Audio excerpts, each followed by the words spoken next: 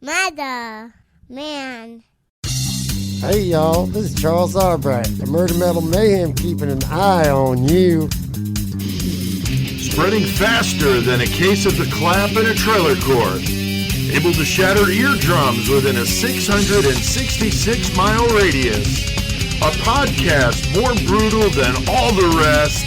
It's Murder Metal Mayhem!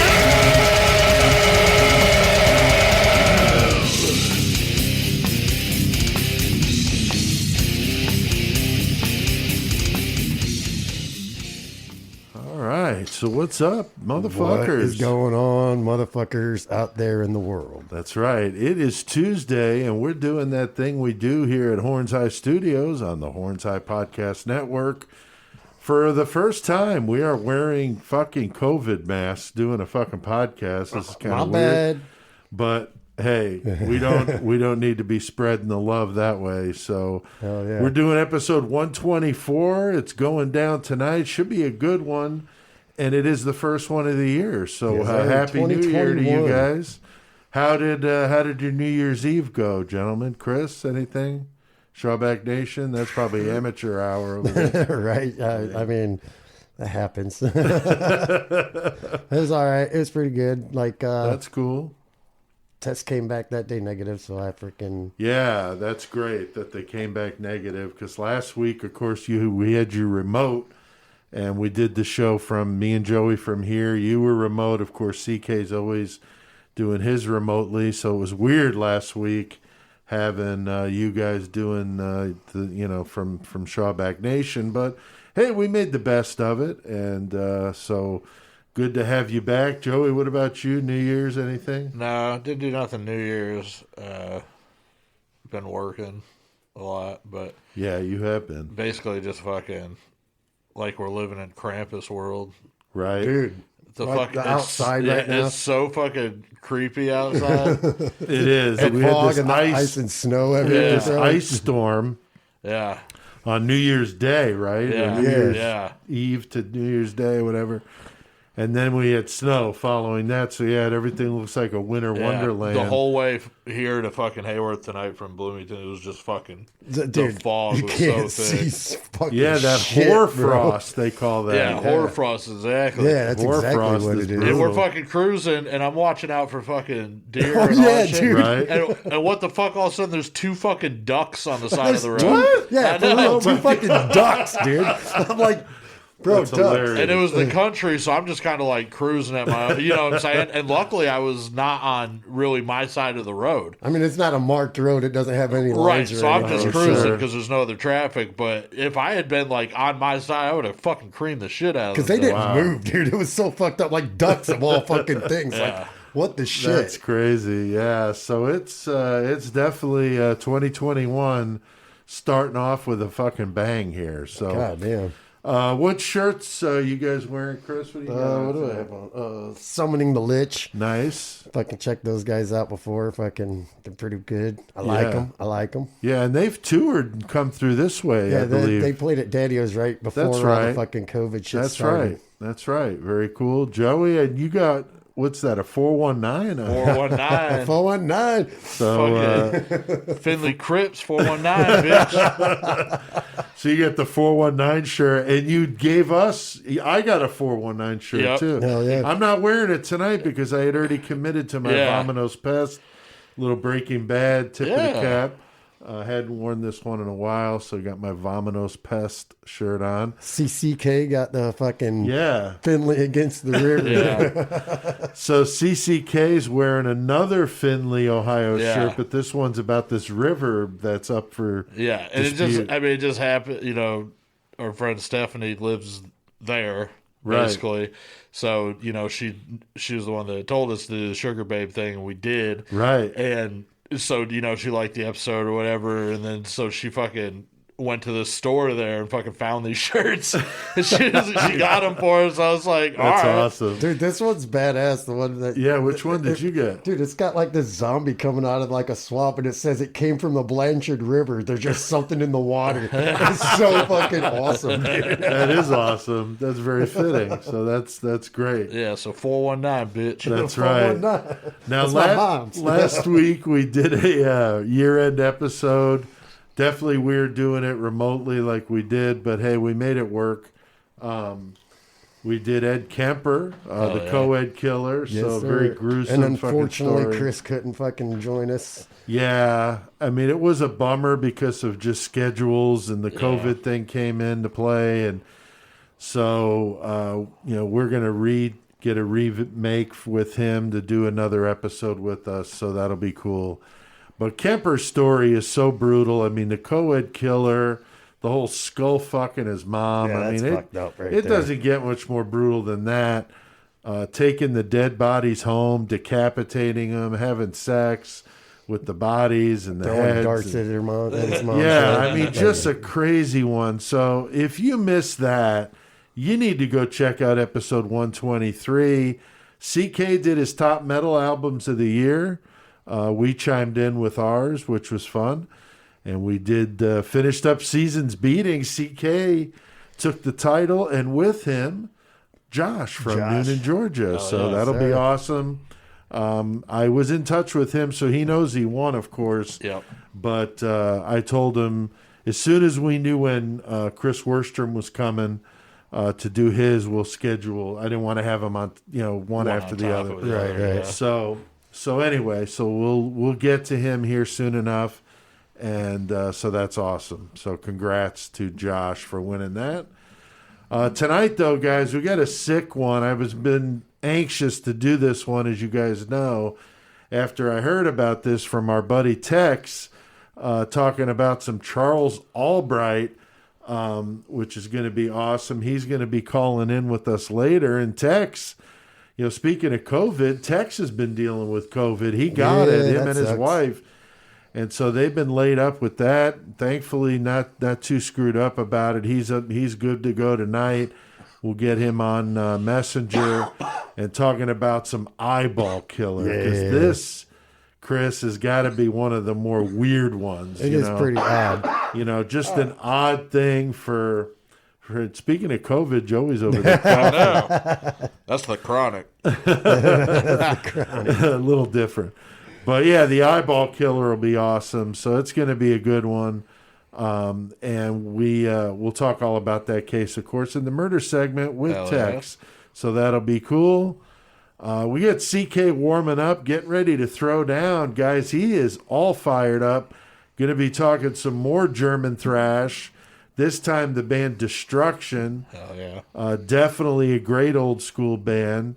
Been a three-piece for a long time. They just recently added a couple albums ago a second guitar player, which I always thought they needed. It's just the three-piece for metal is tough to do during the guitar solos. Right, It just drops out unless the bass player is just crazy dominating. It just usually doesn't work for live, at least. But anyway, he's going to be doing Destruction, and he has been running up and down Wildman Street, buck fucking naked, swinging a meat cleaver and screaming "Mad Butcher." Okay. Good for him. I don't know what's going on, but the cops apparently just staying the fuck away from him and letting him. They're like, fuck this guy, do what man. he He's wants. always on some different antics. Yeah, and they know when it's Tuesday to just stay away from Wildman Yeah, Street. just fucking done. Yeah, don't go there. So tonight, though, we got another killer cage match, which Getting is back to great. that. Chris, we got some listeners that are our very familiar faces here at Murder Metal Mayhem. Yeah, we got Cody Durst, we got Rick Ring, and we got our friend Rebecca Boomsock. So Oh, yeah. thanks a lot. Hell yeah. Awesome. providing those random numbers for us this week. And going to throw down, Joey. We got an interesting one tonight. I don't even know what to make. This is already one I side. mean, I don't know how this comes out any other way than the obvious, but who do we have fighting tonight, dude? We got fucking cult leader Jim Jones fighting big-ass Joe Matheny to Big-ass the death in the cage. Wow. Of all the people, I would not want to be in a fucking steel cage. He's with. one of them for Joe sure. Matheny's definitely on the list. The only thing that... Panzram, I think, would be at the top of that. Yeah, list. yeah. Fuck Kuklinski. that. Yeah, Kuklinski. But Panzram with the whole sodomy thing. Yeah, like, no, dude. I mean, it's bad enough I'm going to be brutally killed, but I sure as hell don't want that happening to me before. Nope. You know? So anyway, they're going to be fighting to the death. Got two good objects to fight with. And, of course, the variable guys can change it all. You know that. Yes, sir. So you might want to say a prayer for the Reverend tonight. 'Cause he's got a tall task up ahead of him in the steel cage. So that should be good. Now, these new shirts, guys, we had our little meeting before the podcast. I talked to you about the shirts. Faceless screen prints. Dave Orkin, a great dude. Just got the shirts today, so that's how long it's taken, about 3 weeks, for him to get the shirts from the people he buys them from, and then he's going to crank out our new shirts. They're going to be awesome. The artwork from Jeff Gaither is just killer. They're so fucking sick looking. Yeah, I can't even wait to see them. So you can go on our Facebook page and order one now. I'll also link to that in the episode description if you want to order a shirt. We are taking advance orders because these are going to go quick, and so you definitely don't want to miss out on that.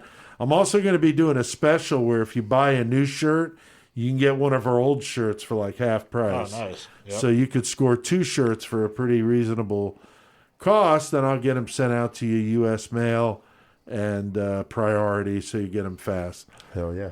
SpellboundEffectsandArt.com, still our sponsor. They've been with us now for a while. Quite a bit. Tony's fucking badass work. He is, man. He is. And he signed on for another year to be doing this with us. So it's going to be awesome. So stock up on your gore. Man, hit him up with that stimulus check, yo. Hell yeah. Grab some shit. Right? There you go. That's a great Supporting idea, man. underground small business, dude. Yeah. Hit him up with that stimulus. Grab some badass shit. That's a fantastic idea. I mean, what a good time to do that. You got 600 bones from Uncle Sam.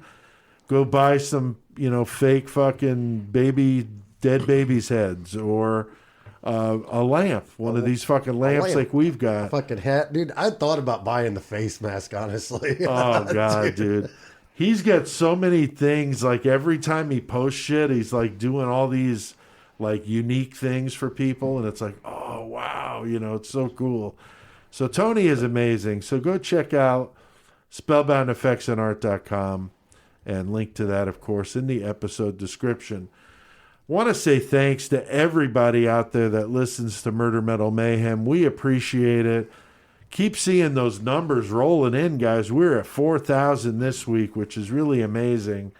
Especially since the episode came out late. Yeah, the episode was a few hours late because of the day off on our recording, but our stats are in for 2020 on some good stuff. We did 56 episodes, which is amazing. You think that's more than an episode a week.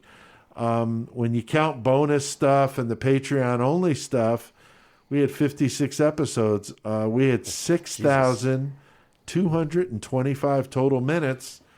That's 104 and a half hours of Murder Metal Mayhem last year. That's crazy. That's Sorry a lot for of wasting your content. time, folks. Yeah, that's Just how kidding, much just time kidding. you pissed away listening to our dumbasses. Just kidding. Thanks for listening, motherfuckers. Y'all are the best. And total listens 107,830. So thank you, everybody. Very, very cool. We appreciate it. I want to break in for a minute. Bray, dude. Yeah. Remember I was telling you I was going to do this segment? Yeah. Where I was going to do these killer tips. I haven't really worked it in proper yet, so I'm just going to do it now. Okay. Because we're about to head into our murder segment. Right. But anyway, I got this this calendar for the year 2021, and it's a true crime calendar.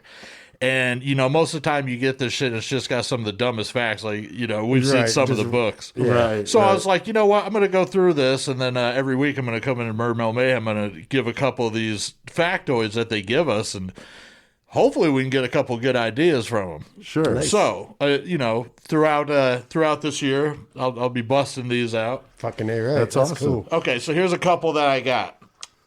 This is a story about Mary Vincent. On September 29th, 1978, she was hitchhiking outside Berkeley. She got offered a ride, turned into a nightmare.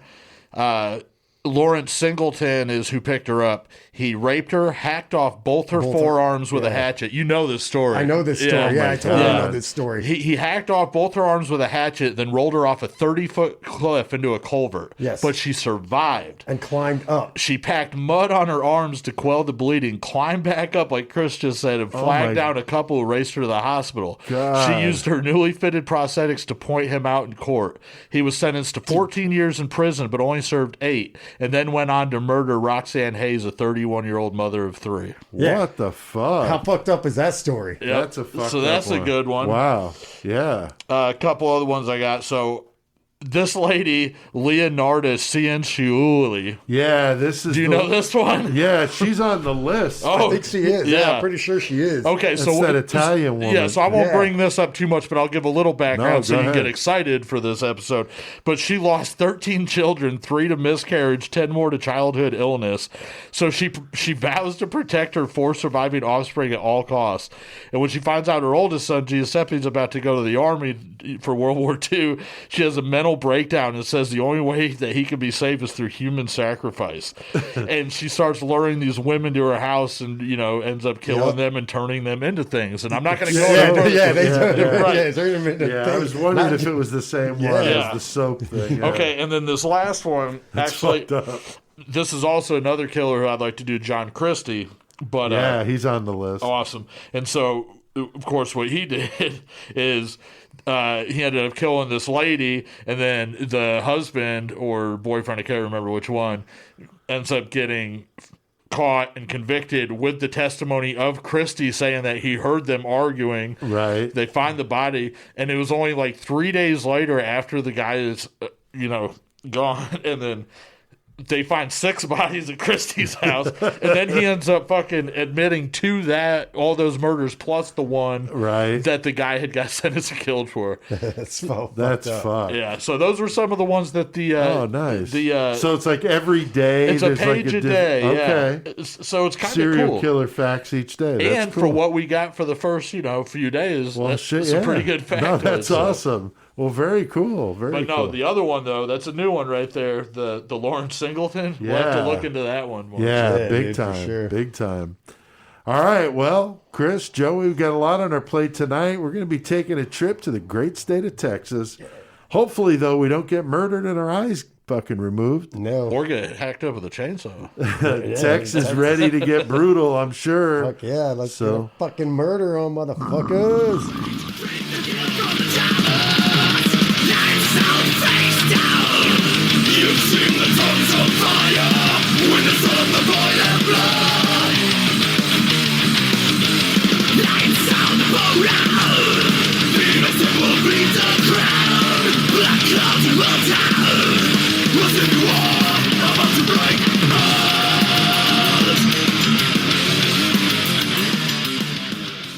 Hell yeah, man. That was Angelus Apatrida, the song Bleed the Crown. Those guys are a Spanish thrash metal band. They're friggin' wicked. They got a new album coming out in February on Century Media. That song is on it. There's a video for it called Bleed the Crown. Go check it out. Angelus Apatrida. I really like those guys. They've got several albums out, and they're all I can't wicked. pronounce it. I know, it took me a while. And we've got our buddy Tex on with us here. He's got a lot of experience working in prisons, and we'd love to have him on when we do a prison feature or a crime that's occurred in the state of Texas. Not to mention, he brought up the subject for us. That's too. right. That's right. He did suggest this topic, and he's just a cool motherfucker. Yes, sir. So how's it going, Tex? Oh, it's not going too bad. It's been worse. Yeah, well, you're getting over COVID. I mean, you still have it or getting over it. Thankfully, you're good enough to do the show. And what's the latest? How much longer do you have with all that? Probably about 6 days. I still can't smell, can't taste or anything, but Wow. got a little cough, but no fever or anything like that, so that's good. That's cool. Yeah, that is good. Yeah, and your wife, she's doing okay? Yeah, man, strangely enough, same symptoms. So, That is weird. Yeah. Yeah, this whole thing is just very strange, but I'm glad that you're doing okay, and I'm sure the taste and smell thing is weird, but at least it's, nothing worse than that. So that's good. Now, tonight, we are going to be talking some Charles Albright. I've been so fucking pumped up for this ever since you sent me that text about this text. The eyeball killer got me. I was like, the eyeball killer? Who the hell is that? Yeah, just the name eyeball killer. Yeah, Like, wait, it's what? so cool. He was only convicted of killing one victim in 1991, but was suspected of at least 2 others in Dallas, Texas. And at the time, Dallas was experiencing a lot of crime, about 500 homicides a year. Dude, yeah. Could you imagine 500 people getting murdered in a year? Dude, Yeah. probably fucking 400 of those were in Oak Cliff, which is where this. Yeah, that's the Yeah, truth. probably. Oak Cliff was pretty rough. Albright's signature was removing the eyeballs of his victims due to a strange fixation that he had with women's eyes. His story is so chilling and disturbing. It's like no other serial killer I've ever learned about. It's a fascinating one. So anxious to get into this one tonight. So, Tex, I got to ask you, how did you stumble across Mr. Charles Albright? Man, we were on our way to New Orleans, and I was listening to podcasts. I listened to episodes, I think 1, 2, and 3 of you guys. And I was Yeah. just searching through, trying to find something, and I stumbled across just this podcast. They concentrate on Texas cases, like Texas killers and, Right? Oh, and cool. stuff like that. So it was a 3-episode, and these these episodes were probably about an hour and a half long each. They got deep into the weeds, so that's how I got introduced to Mr. Albright. Wow. Yeah, it's such a good one. Chris, what about you? How familiar were you with this case? Me, like, I knew who he was. I knew about the eyeball thing and all that, but I didn't really know a whole super lot about him until I started, like, reading some shit and watching Yeah. the docs and whatnot. But wow. Yeah, it's a good one. Joey, what about you? I mean, I know we've heard of Albright. I knew Yeah. the name, but the details certainly not. But what did you... I definitely learned a lot more going into it this time. I had heard about him, especially when I lived in Dallas. He was like their, local serial killer, I guess. Like Sure. He was more Candyman of Dallas. Right. So, I mean, but as far as everything that I learned, like actually doing the research for this episode, like there was a lot more than I ever knew. That's cool. That's good. Yeah, we learn a lot doing this, that's for sure. Now, another thing I've mentioned on the show before was my short story that I wrote called The Eyes Have It. And the killer is modeled after Albright, of course, but there's more to the story than that.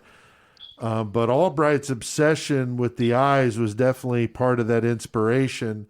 And that story is going to be published in my next short story collection called Creation of Chaos 3 on Blunt Force Press sometime this spring. So if you're interested in this story, I think that short story might be of interest to you too. You guys, Joey, I know you've read it. Yep. Tex, you've read it too.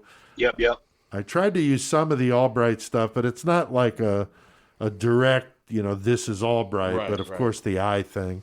So, all right, well, Charles Albright, born in Amarillo, Texas in 1933, he was adopted 3 weeks later from an orphanage by Dell and Fred Albright. So his adopted mother, Dell, told him that his birth mother, was a lawyer and encouraged him to go to college. And then later on as an adult, he would tell people he believed his real mother was a prostitute, which is definitely an important fact when it gets into the motive. So kind of weird there. And I'll explain later. I found this out in an article I read today. that they actually did find out who his mother was. And she wasn't a prostitute. No, she was At not. all. She was a nurse. Yeah. They lived in Oak Cliff, as you mentioned, Joey, that neighborhood of Dallas. At one time, it was a blue-collar neighborhood, and then it went downhill. His dad was a grocer. His mother had been a school teacher, but she was a stay-at-home mom. And, you know, this kid is adopted, and, I mean, talk about just luck of the draw, you know.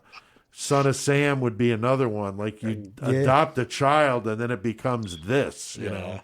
Like, that's just fucked up, you know. That would be messed up, because knowing that it's not your blood, though, like, oh, my God, what did I do? In both those cases, like, neither one is really, those parents were the reason for them turning out that way. Right. You know? Yeah. It was just the way that they whole were. nature-nurture thing for sure comes into play with that discussion.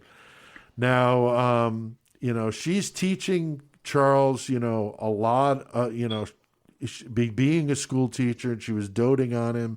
He actually skips grades in school, 2 grades, very overprotective. You know, she, you know, forced him to play the piano. She had very strict rules.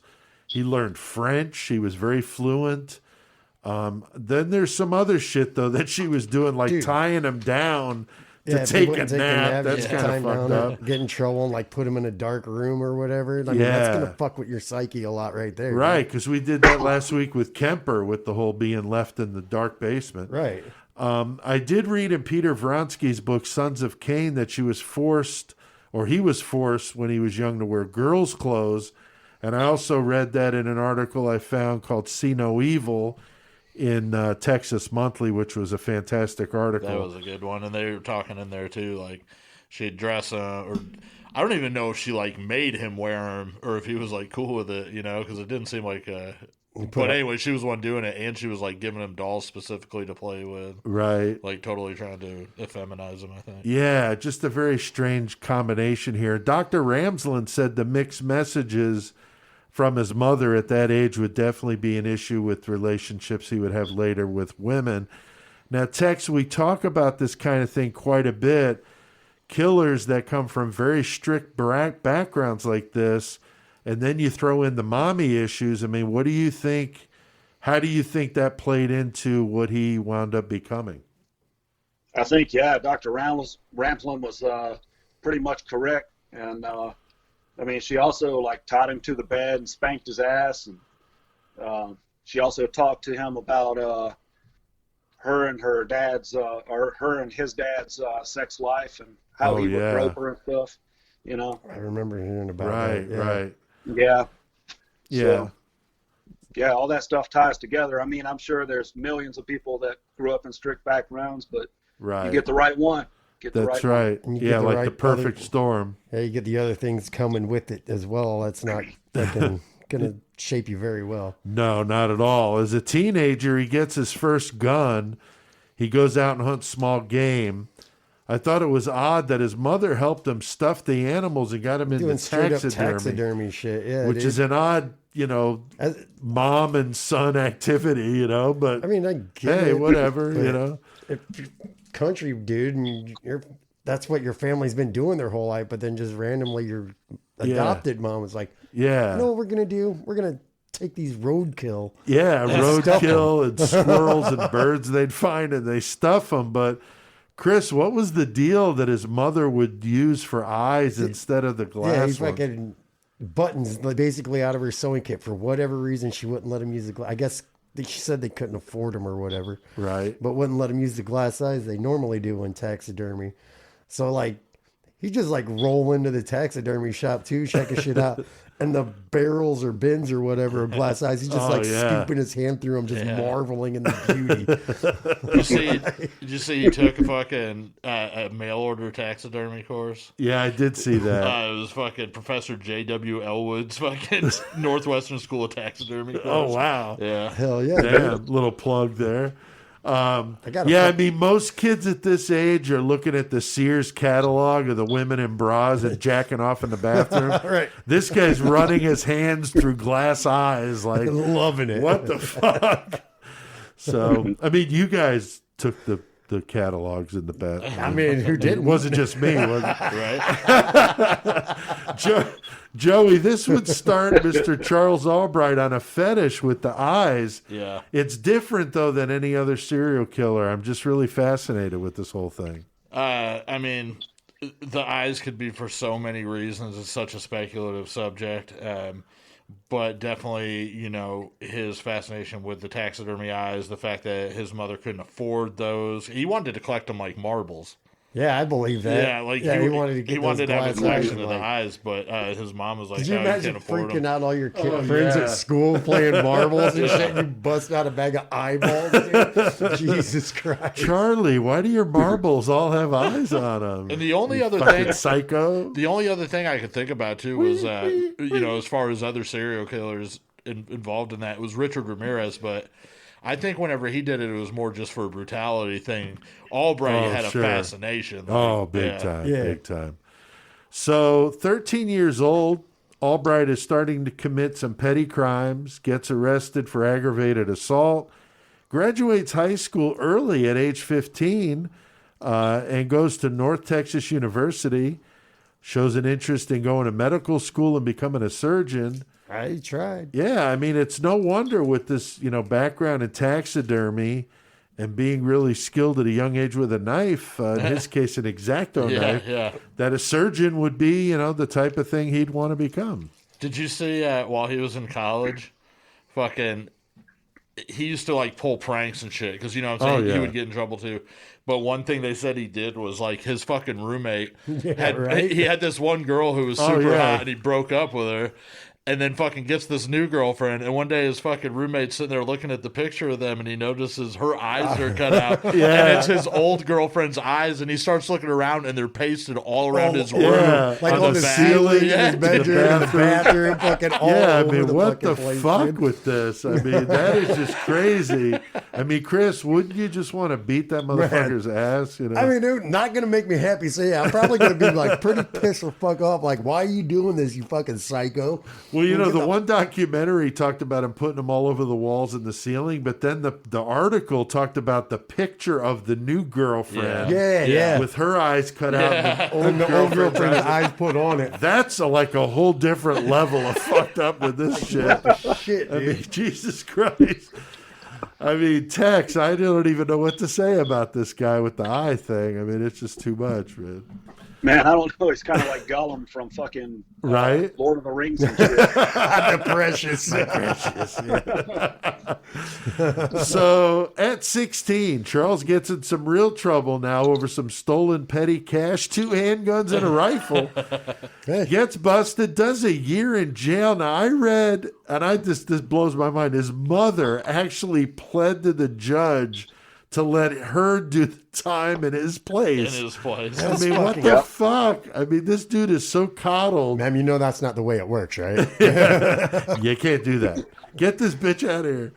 Here's a guy with brains that does some stupid shit like that. And Tex, I'm sure the prisons are filled with wasted talent.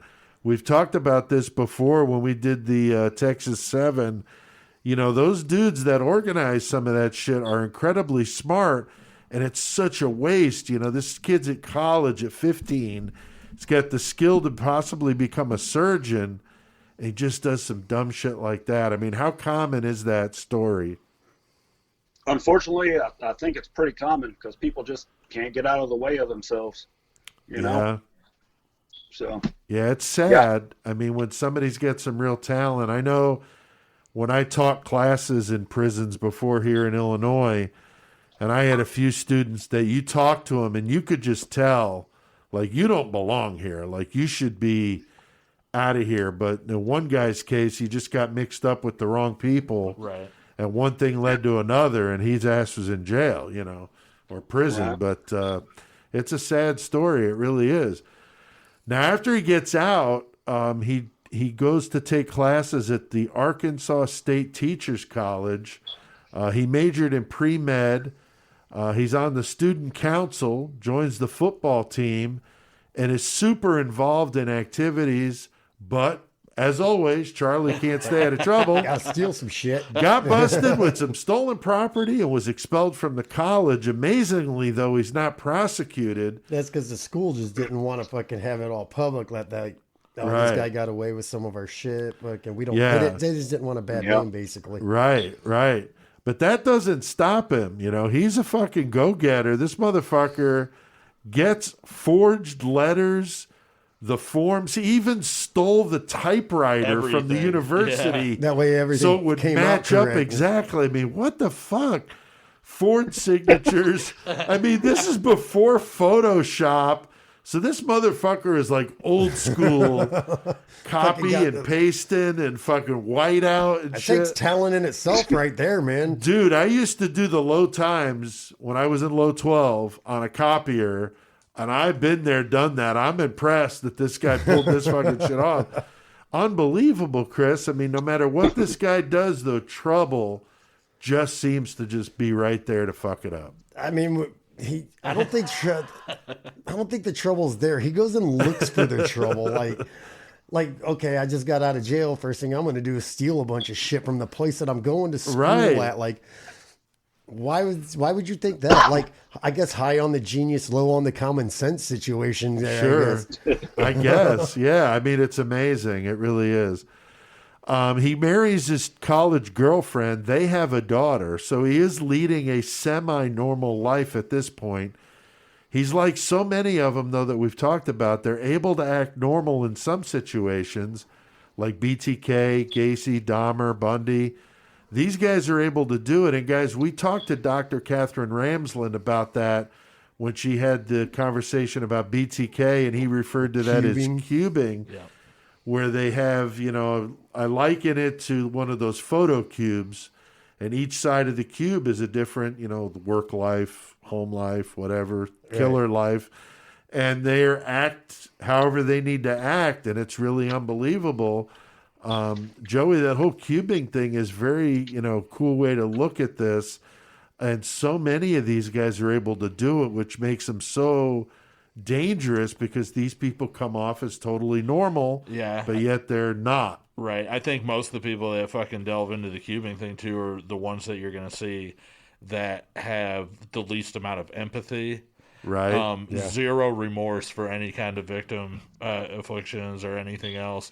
You're talking about like Gacy, and you're talking about Dennis Rader and those guys who, you know, who do we just do? Robert Hansen. Right. Who can go about all day long picking up their kids, going to work, kissing their wife goodnight, and at the same time, there's another night that they can go and fucking strangle and put a woman into bondage and Right. mutilate her Right. or whatever, and they can just keep those two lives along a parallel that they never cross. They each never other. mix. Yeah. Yeah.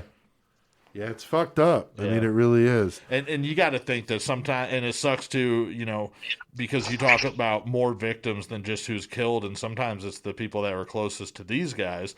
Right. BTK's daughter, you know, she came out and talked, and Right. I mean, because those are the ones that are like, holy fuck, maybe there were some signs. And I But just you would didn't just recognize never it. ever think that. Yeah. And if Right. anybody's going to stumble across those paths of those parallels, it's probably going to be somebody close to them like that. Sure. But yeah, fucked up. Yeah, that's for sure. Now, Charles is forging checks and continuing to do stupid shit, even though he lands a good teaching job at a high school near Dallas. He's very well liked by the students, by the staff. He winds up getting busted for the forged documents, so No that way. catches up to him. He's put on probation in 1965. Now, he almost got away with it, but the president of the university kept seeing his name on lists of alums, and he's like, I don't know who this guy is. And he checks it out, and he never was there. So it's like, God damn, he gets busted.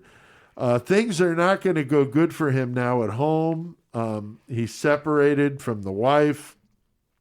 They wind up getting divorced a few years later in 1974.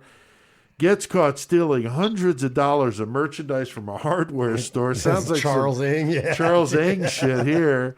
Winds up should've getting a fucking- 2-year fucking bit. Tex, I mean, this guy just keeps escalating it and heading down a bad path Now, do you know where he did his time and where he currently is now? What institutions he's been in Texas? Man, he's been in a variety of institutions, but I think for this 2-year prison sentence, he was at Huntsville. Oh, okay. At the Walls unit. The Walls, yeah. Yeah, the place where they do the executions. Yeah. So that's where he was for that one, I believe. But he's been in all over Texas. Yeah, I saw some reference to a prison in Amarillo. I'm not sure which one that is, but yeah, that's the Clemens unit.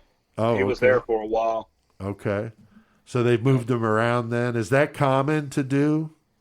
It's pretty common. It just depends on what the prisons are used for, because some of them are treatment facilities, some of them are maximum facilities, stuff like that. Yeah, I wonder too, as they get older, if they move them into the more medically equipped facilities maybe than others. Actually, yeah. I was going to say right now, what is he, like 87, 88 years old? Something like that. He's actually at a geriatric facility in Lubbock. It's called the Montford unit. Oh, okay. That's where he is right now. Interesting. Now, the amazing thing with Charlie was how well-liked he was. His neighbors trusted him, even did some babysitting for a while. Yeah. We got to do a fake commercial for fucking Albright fucking babysitting, you know. Oh, man. Everybody's liked by their neighbor, though, man. Yeah, I mean, you don't usually think of your neighbors in that kind of way, right? In a negative light, you try to be good, neighbors to each other. Like we just did Kemper. All his neighbors were fucking cool and everything. That's true. That's true. The one doctor of forensics talked about how he played softball with him, and he had no idea that this shit was going on. He comes across as a very friendly guy, very charismatic.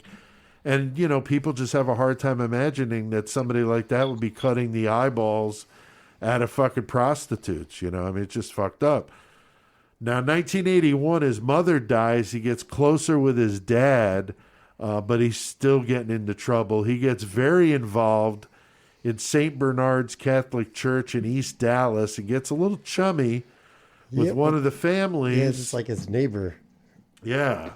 And they've got a 9-year-old daughter, and he molests the daughter. So, fucked up.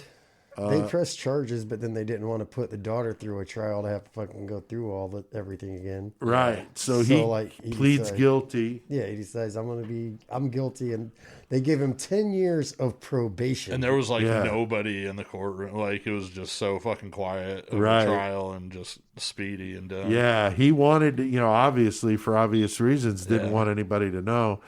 It's fucking sickening. Yeah. Amazing he would only get 10 years of probation for something like that. But he's able to keep it quiet, and nobody outside the church knew anything about it. So unbelievable. Now, Tex, I know the laws are probably different in 1981, and I'm not sure. I know it was Texas where this happened, but I mean, how does somebody like that not get put in prison for that sort of thing? I think that's called a DA just trying to make a name for himself or something. I don't know, dude. Huh. When you get 2 years for stealing some shit from a hardware store, molest a kid, and no, you know what I mean? Yeah. Yeah, that's fucked What's up with that? Especially with the priors, too. I mean, it's not like he just molested somebody. This was a series of incidents, the molestation being the worst of them all. Yeah, it's unbelievable. 1984, he applies to be a Boy Scout leader, but was rejected. Hey, good for the Boy Scouts. He ain't no Dennis Rader. Yeah, right. That's true. Boy, that would be one hell of a scout troop there. A jamboree. Dennis Rader and Charles Albright. Oh, that's a new commercial. There you go. We're just writing these commercials as this episode unfolds. For as smart as this dude is, it's amazing how stupid he could be, or is it just ballsy? I don't fucking know. While he's in Arkansas, he meets this woman, Dixie Austin. In 1985, he invites her to live with him. He is fucking reciting poetry. Yeah, he likes her. Reading French. I mean, speaking in French. He's just completely overwhelms her. She was a widow. He convinces her that he's going to marry her, so she moves in with him. But soon enough, Chris, she's supporting his ass, paying the bills, and he just, she doesn't want to see what's going on. No, because he's fucking out there fucking every day. He's got another prostitute lined up. He's out there just like, hey, I got you at home, but here's what I'm doing. Right. 'Cause like in some of the documentaries or whatever that they're talking about, like, yeah, he'd be with this girl this day, like lined up at the hotel and everything. And Yeah. it didn't work out good. No, it did not. It did not. So poor Dixie has no idea what's going on. He's working odd jobs. I mean, I love the list of the shit this fucking guy has done. Delivered newspapers. There's a paper out. Yeah. I love the bought a lathe and made baseball bats. I mean, what a I fucking saw that too. Like, Is he just like flipping through like comic books and sees, wow, make your own bats for $99.95. Fuck, that's what I want to do, Dixie. Let's buy me a lathe and make some baseball bat. Sells artwork. Yeah. Motherfuckers babysit. dude, he's so fucking genius and just fucking around so hard. Though. And he blew that money so fast, and probably, I think, because he was buying drugs for whores. Oh, he was, whatnot. yeah. I mean, that's money right there. That Well, costs. sure. Now, the thing with the bullfighter fascinates me because one thing I read said he was just talking smack that he was a bullfighter. Yeah. But in that article in Texas Monthly, this fucking guy went to one of the border towns in Texas and actually became a bullfighter for a short period of time. I mean, what the fuck does this guy not do?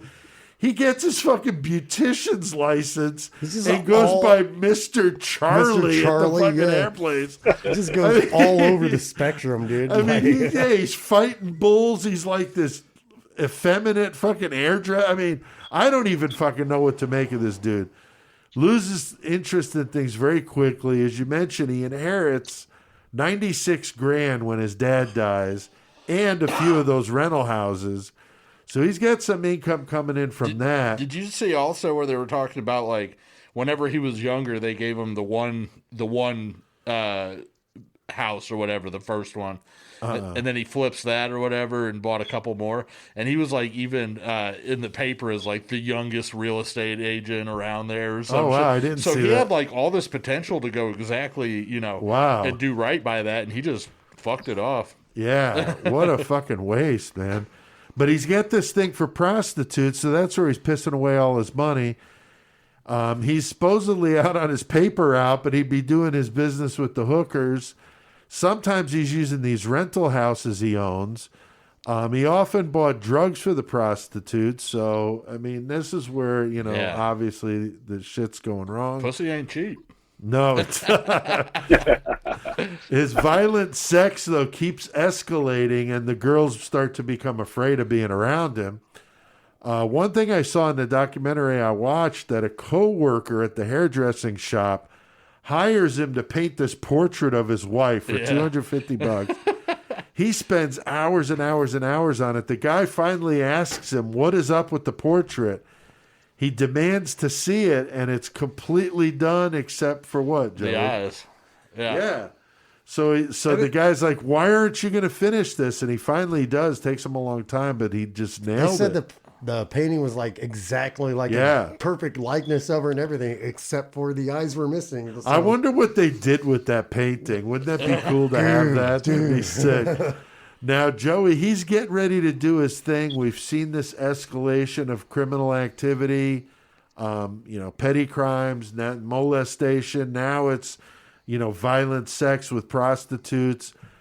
He's with a vulnerable population with prostitutes. So I think, it's kind of like writings on the wall. What's going to happen here? Yeah, I mean, he was set in motion already, He already had the anger built up inside, and I think he had already been having the idea of what his MO was going to be way before, he started. Probably. And I know I saw you were going to bring this up too, but after one of his softball, because he was a softball player. Yeah, that's what I was going to say And during after the one of softball the game. games, they fucking saw some prostitutes across the street. Right. And one of the guys was kidding. He was like, "Hey, why don't you take after them whores?" And he was like, "Hell, I'd kill them if I could." Yeah, he's like, I hate prostitutes. I'd kill them all if I could. Yeah, Yeah, Right. and then the dude's like trying to lighten up the conversation. He's like, "We got to have whores. It keeps men from chasing married women." And he was just like, "The hell it does," and got all pissed and fucking took off to his car. And like they had to Yeah. apologize to him and he was like, "Well, it's a touchy subject because my mother was a prostitute." That's what he said. So. Right.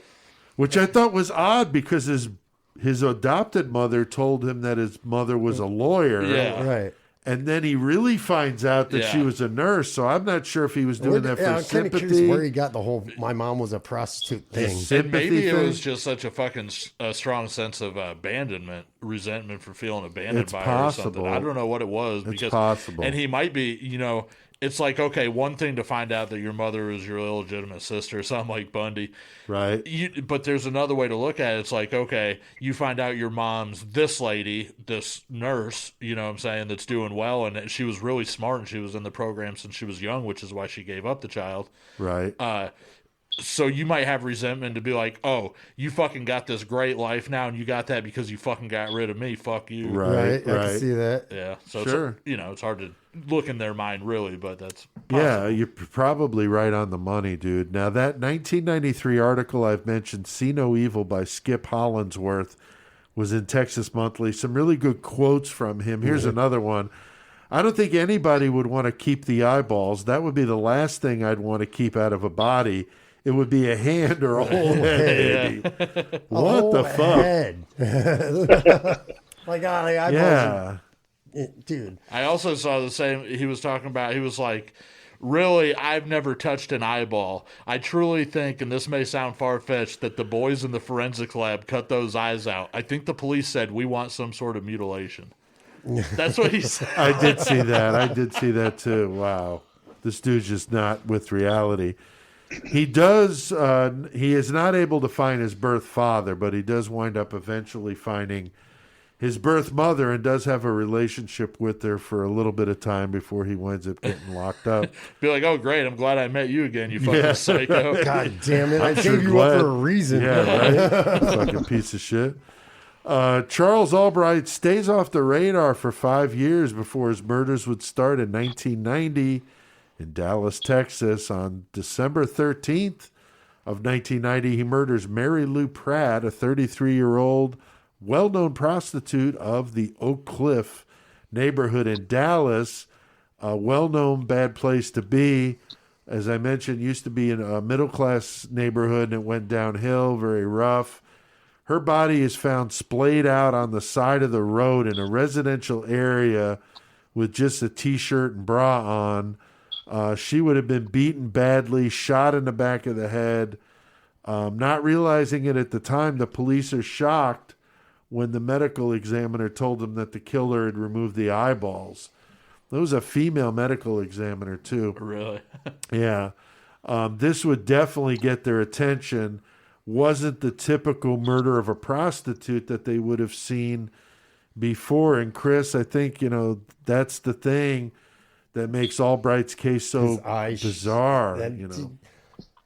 All right, so he took their eyes out, like you said, like the perfect precision, like no markings, no nothing. Right. And it just freaks me out that they had to open the eyelids to tell there was no eyeball there, because wouldn't the eyelids kind of be sunken? I mean, that's what I would have understand why the thought, corpse too. is still going to be sunk, but with nothing behind the eyelids, I just found that kind of weird. That I thought you so, wouldn't notice too. that first.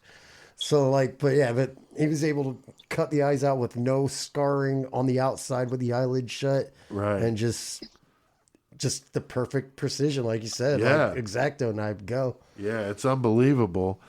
Now, the police are talking to the street prostitutes on Jefferson Boulevard to see if they've seen anything. Nothing is panning out. Only a couple months later, though, February of 91, Susan Beth Peterson, 27-year-old, was found dead on the same street in South Dallas that the last body was found. She was right also by it. That was Yeah. a really close right by proximity. there, Yeah, she was also a prostitute. She's also splayed out like the other woman, nearly nude. with only socks on. She was shot 3 times in the top of her head, in her left breast, and in the back of the head. Chicago Rippers would have been so pissed for fucking the breast up. Yeah, You they shot would the have been. titty? The left one. God damn. Once again, the medical examiner said the eyes were removed just like before. So, Tex, now we got a serial killer on our hands here. And I don't, I know the cops don't want to go public with that and get people all freaked out. But, what's going on, you think, in the police department? I think they held that information back as far as like the eyes and the way the body was positioned and all that stuff, Right. just to avoid public panic. Right. I mean, I know the murders came out in the newspaper, but I don't think the circumstances came out. Right. I remember seeing like in the first body that was found, somebody actually came out and threw a sheet over the body. Yeah, out it of was a respect. neighbor. Yeah. But at Yeah, the they same did time, on the first 2. yeah, the first 2 actually, yeah. But like Yeah. I understand out of respect, that kind of like fucks up your crime scene right there, right? Yeah. Yeah, it does. Like 'cause Sure does. you're putting other contaminants coming out of your house, off of Right, your body, hairs, everything fibers. all over the If place. you're the So- killer, you're like, oh, let me cover this up. Get my DNA. yeah, right. Yeah, really. Really. So he's obviously enjoying taunting the cops. He's also showing his dominance over the women and discarding them like trash. The cops know they're dealing with a fucked up individual, so they get the word out to the prostitutes of the Oak Cliff neighborhood to minimize the potential victims. But these are drug addicts. These are people Yeah, that that's they're the job. desperate. That's their job. That's what they do. Hey, Hook, quit hooking. And since Albright was well known and liked, he would have flown under the radar. They wouldn't have been worried about old Charlie, because would they also call him Pappy? I saw Yeah, I that. saw somebody called him Pappy. Like, Yeah. oh man, that's gross. I mean, there were a couple of them, the prostitutes, and they were talking like he was a nice guy. Like sometimes he'd come by and just give them a couple bucks if Yeah. they needed it, or Yeah, I mean, he did that, of course, to win, their Right, trust. of Exactly, course. but yeah, it's But it's still fucked up to think, when he can somebody. roll like that to make them think that, like, hey, yeah, I'll accept Right. her, yeah, fucking whatever. The last victim, though, was different than the others. 1 month after the last murder, 45-year-old black prostitute Shirley Williams. Of course, the other 2 victims are white, and we know from doing this podcast now for almost 3 years that it is not common for killers to cross outside their own race. It does happen, but it's just not the very typical. often at all. Especially like in the middle of your spree or whatever, I guess. Right. Yeah, I mean, it happens, but it's just not real common. I never saw anything further on this. This is just me speculating, but they were talking about they were interviewing some of the prostitutes and stuff back whenever they, were out there working the beat around there, and talking about a lot of the black prostitutes were talking about, well, he's killing white girls. Right. So we don't give a fuck. And to them, Right. it was like, okay, you can kill all them because that's more money coming to us. Yeah, So they that's thought a that was fucked up good way for business, Right. yeah. But then I always wondered, did he fucking get wind of some of that talk or whatever? He's like, fuck you, I'll kill you I'll too. kill all of you. I don't give a fuck. So it was, it's hard to possible. tell what was That's a in his good mind. point. But it's like, man, don't be talking shit because it might come back to bite you in the ass. That's a good point. I never thought about that side of it. This body, though, That's how we know Cashman's a serial killer. I think it's all of it. her body was displayed at an elementary school, which is fucked up, propped up on the curb. Did you see where they were like, what was he pissed off that he failed biology? So he threw the body in the fucking... Oh, man. She was beat up bad, shot in the top of the head, in the face.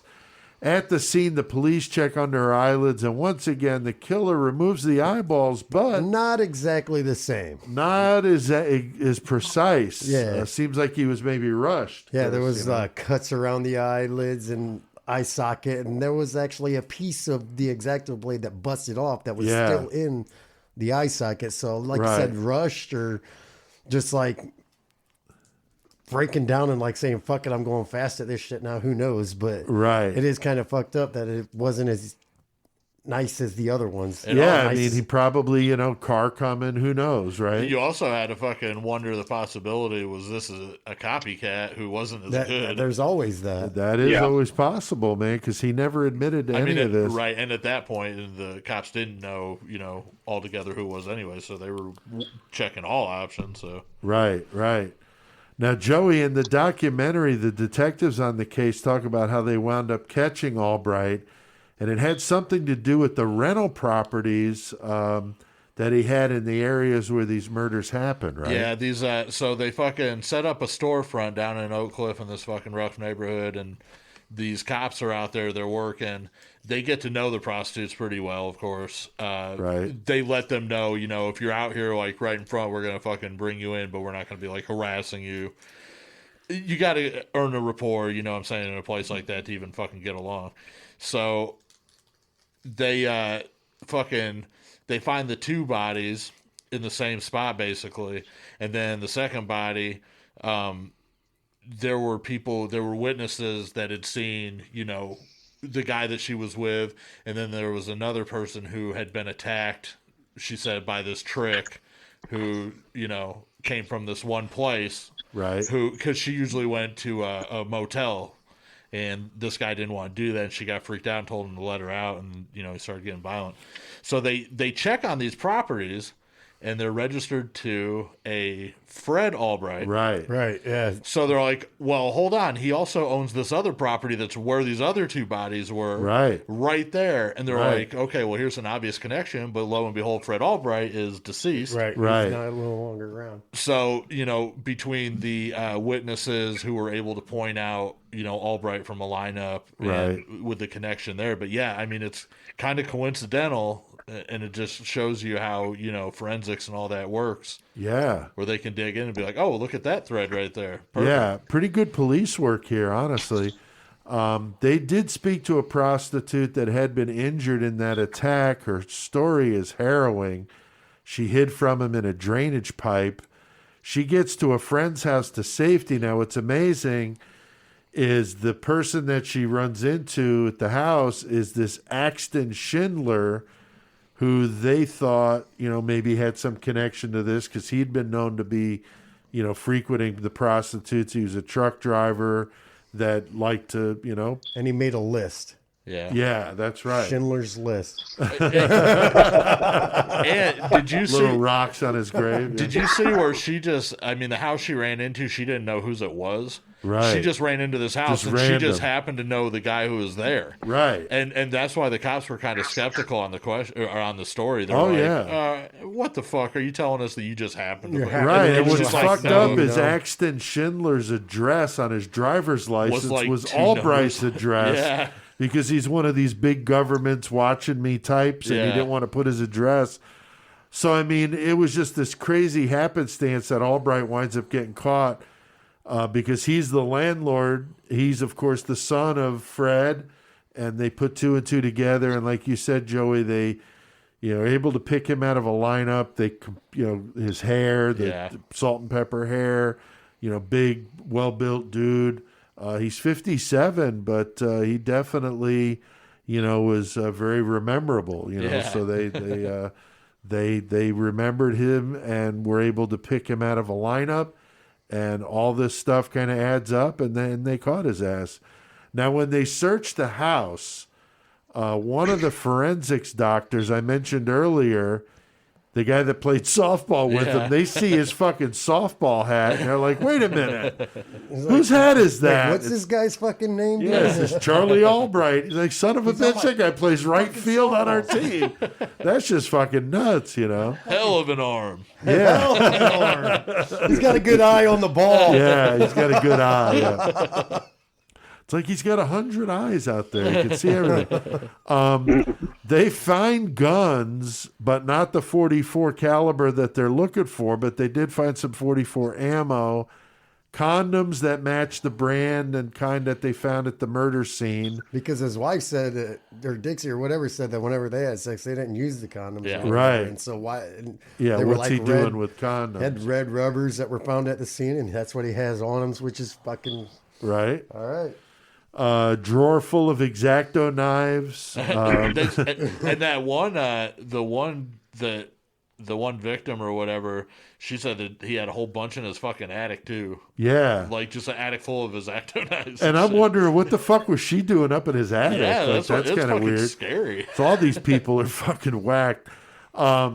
He's also got a bunch of true crime books about serial killers, but I didn't see which serial killers. No, I would have loved to have known Andy that. said, "Fuck you! I had books on all kinds of shit. I had a well-rounded library." That's what he He said. had a bunch of like Nazi shit and whatnot too. Yeah, I did see like, that. He had a bunch of weird. He had like multiple Bibles and fucking, Yeah. Yeah.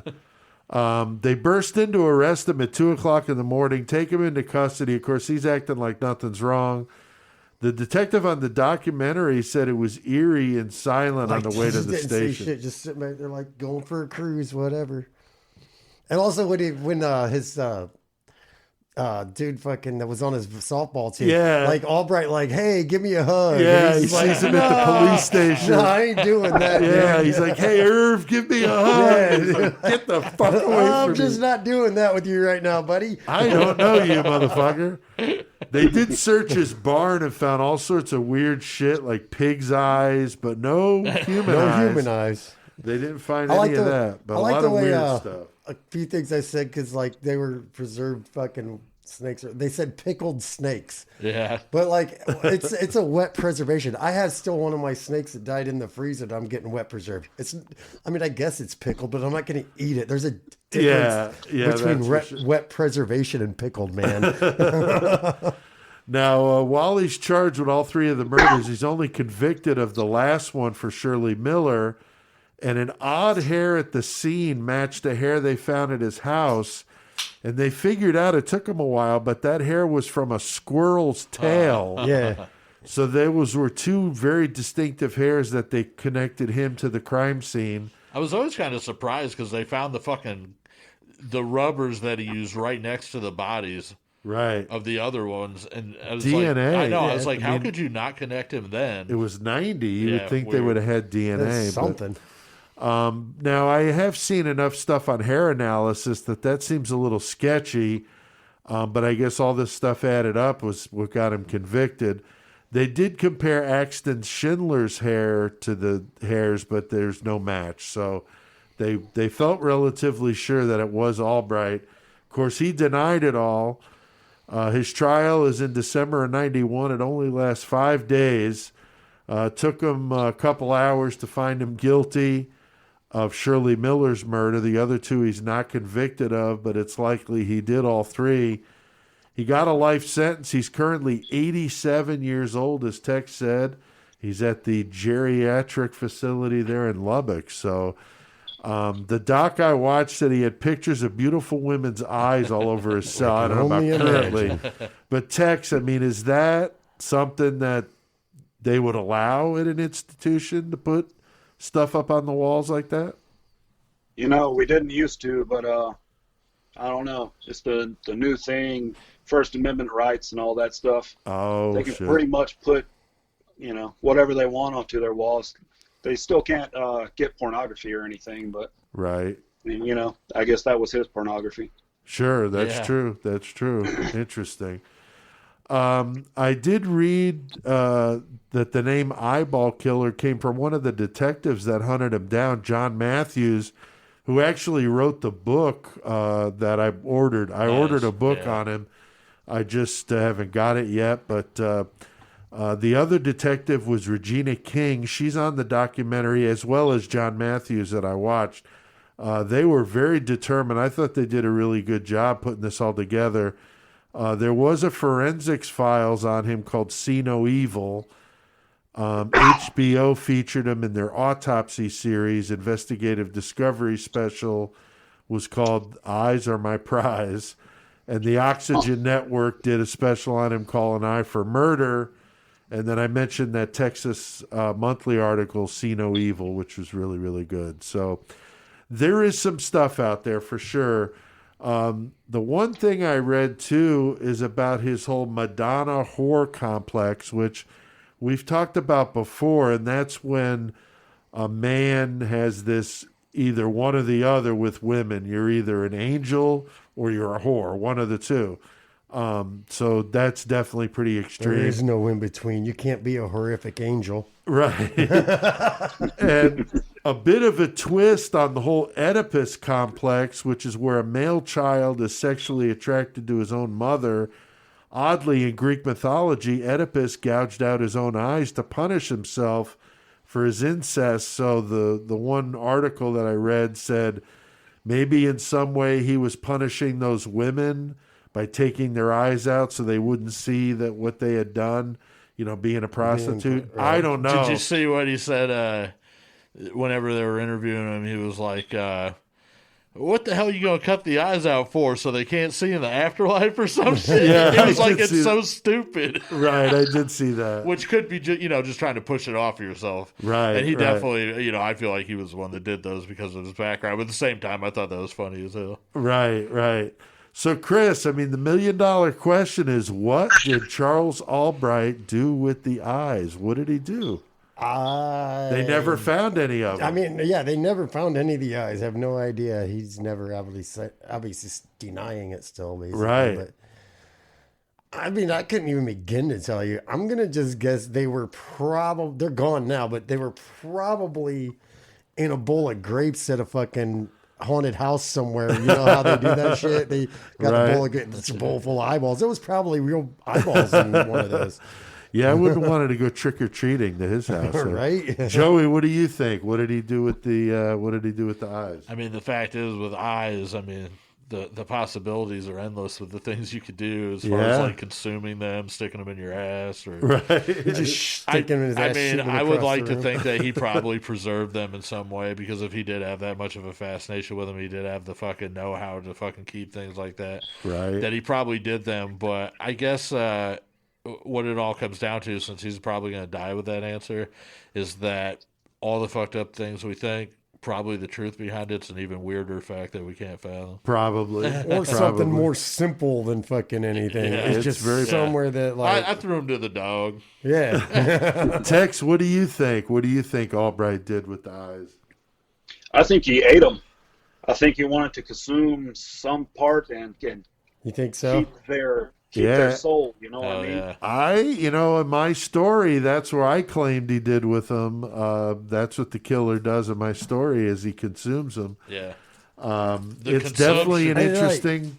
I like the way Tex said Possibility. taking like the soul or whatever. Like Chikatilo, like he thought the fucking last image they saw was in the eyes, so he's Right. like taking the eyes out, and then Yeah. like Right. maybe he ate them. Fucking now that last image is my insides. I don't know. Yeah. But yeah, no, that's fucking nuts. Jeffrey Dahmer's like, eating eyes, that's fucking gross. I would never do that. I'll just eat cocks. Now, it's funny that when I wrote that story, I was really wondering what he did with these eyes. So I Googled, and if I ever got arrested for murder, all the shit that I've had to Google for stories dude, I've for written, real. they'd be like, oh my God. But no, I Googled, how do you preserve human eyes? And there's all sorts of things out there. A lot of them would say that the color doesn't stay. And then there were some more toxic type chemicals you could put them in. So it is a very interesting question that a lot of people have had. I was just curious what you guys thought. Anything, Chris, Joey, Tex, you want to add to the conversation? I'm good. No? No? Tex, anything that I missed or you wanted to talk Yeah, man, about just more? kind of an anecdote that I heard. Yeah. One of the correctional officers at the Clements unit kind of told a story on that podcast that I was that I got to know Albright from. Oh, wow. And the story was they had a tour from some university that was coming to the prison unit, and they were in the dorm, and up comes Charles Albright on his walker up to this one co-ed student, and he turns to her and he says, "You have the most beautiful eyes." And then he turned and walked away. Oh my god, dude! Wow. Yeah, she had no idea. That's That's fucking funny. crazy. Yeah, that is creepy as hell. That's a good one. That's funny. That would be typical though, what you would expect from him. I did my research with a couple of good YouTube documentaries. One was very good called Born to Kill. I got a lot of good info from that one. Plus the interviews with the detectives was good. Dr. Ramsland's on that one as well. Peter Vronsky's book, Sons of Cain, I did have a little bit in there I read. There is stuff out there. So the book that I saw, I don't have it yet, but I ordered it, called The Eyeball Killer. It is written by one of those detectives. Yeah. Definitely interested to check that out. It's got says it's got a lot of pictures that were unpublished, so I don't know what's all in there, but anxious to see that. But Tex, as always, thanks for coming on to talk with us again. Hell yeah. Always love to have you on, and hope you continue to get better with all that COVID business. So you and your wife, appreciate the Slayer shirt you sent in. So CK loves his as well. So thanks, dude, for coming on and talking to us. All right. Well, I think we might have lost Tex along the way. So Next week will be a really bizarre case of Robert Maudsley, the Brain Eater. I love this one. A UK killer that is being kept in a see-through cage like Hannibal Lecter. It's fucked up. They call him Hannibal the Cannibal. He killed pedophiles both in and out of prison, so he's definitely doing the planet a service. It's believed he ate the brain out of one of his victims he killed in prison. And I watched a documentary on this dude, and I was like, what the fuck? I mean, he killed two of them in prison. And he went up to the guard, and he says, you're going to be too short on the count here when you do that. He's like, hey, bro. He's just like, just a heads up. So it's a good one, and we'll dig into that one next week. And Joey definitely liked that new idea you got with the new the calendar with the serial killers. So we'll keep doing that. That'll be awesome.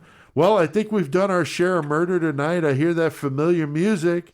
It's got to be CK ready to throw down. So shit. Sorry we lost you at the end, Tex, but let's get our fucking metal on, man. Known the world over as the master of metal, the crusher of posers, and Murder Metal Mayhem's knower of all things metal, hailing from Wild Van Street in Danbury, Connecticut, standing at 6 feet of brutal, punishing madness, weighing in at 220 pounds of poser pulverization, the one, the only, toughest bastard on the planet, Chris C.K. Kovacs!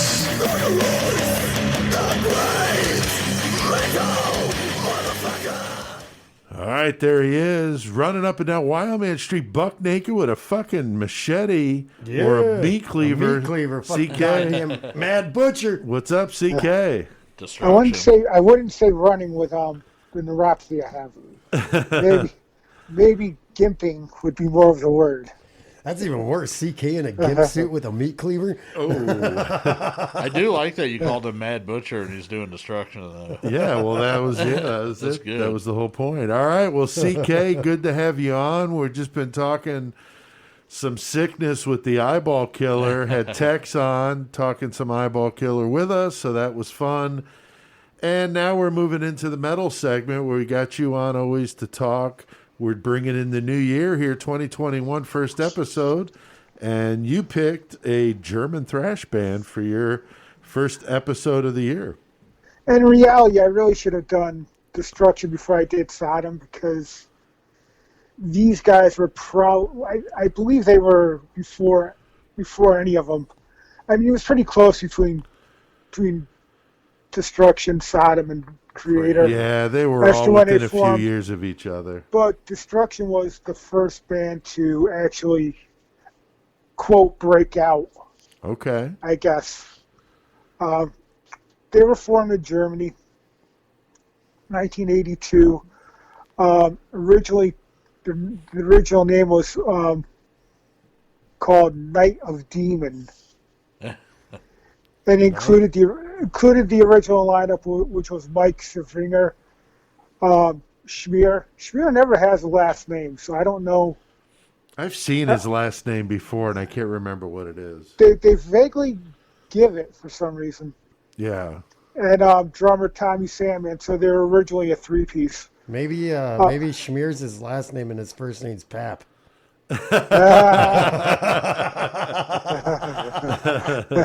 That would suck. Well, we just got done with Pappy, fucking the eyeball killers. Sex name for his prostitutes is Pappy.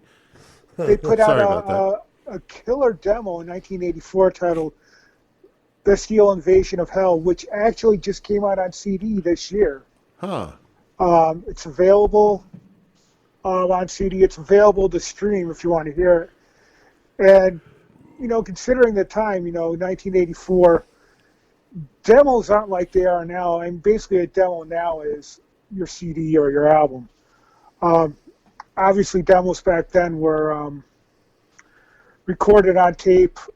Right. Usually, maybe 4 songs, 2 songs on each side or some shit. Right, and pretty shitty. Usually, a lot of times, pretty shitty production and quality. Right.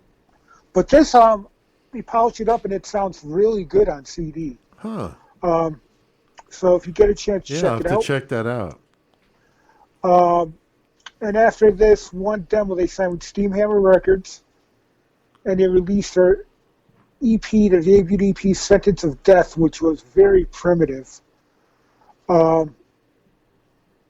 think it had, it did have, trying to think of the songs it had on it. Give me 1 second, see if I can find them real quick. But, yeah, I really like these guys when they first came out, that classic 3-piece, that album cover where they're all 3 on. with the leather, And the spikes and shit. and the ammo belts going down there. Yeah, the They're, ammo ammo belts. I mean, belts. they were all about it, man. and, Sentence of Death, wasn't that the one ammo you just belts back talked in the about? day, Wasn't that the cover goddamn. of Sentence of yeah, Death? Was them 3? exactly. Yeah. And they had Total Disaster, Black Mass, Mad Butcher, the classic Mad Butcher Yeah. song, Satan's Vengeance, and Devil Soldiers. Nice. It was a pretty primitive sounding EP Yeah. Mm-hmm. as far as the sound. Still sound like they were trying to get their sound together, trying to get themselves together as far as how they sounded. Right. But soon after that, they put out the classic debut album, Infernal Overkill. Yeah, that's That- badass, dude. And I love that album. Yeah, that's a good one, man. and Cool it was album just, cover, too. yeah, it's awesome. And that was also on Steamhammer. And, it was a definite progression from the EP. And definitely one of my favorite albums at the time. I just listened to it over and over again. I mean, it had Invincible Force, Death Trap, The Ritual, Tormentor, the instrumental, which I love, Thrash Attack. Yeah. The song Antichrist and Black Death.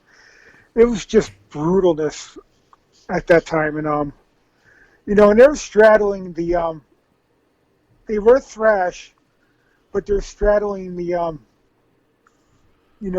the satanic Right. Black metal aspect of it too at the same Right. time.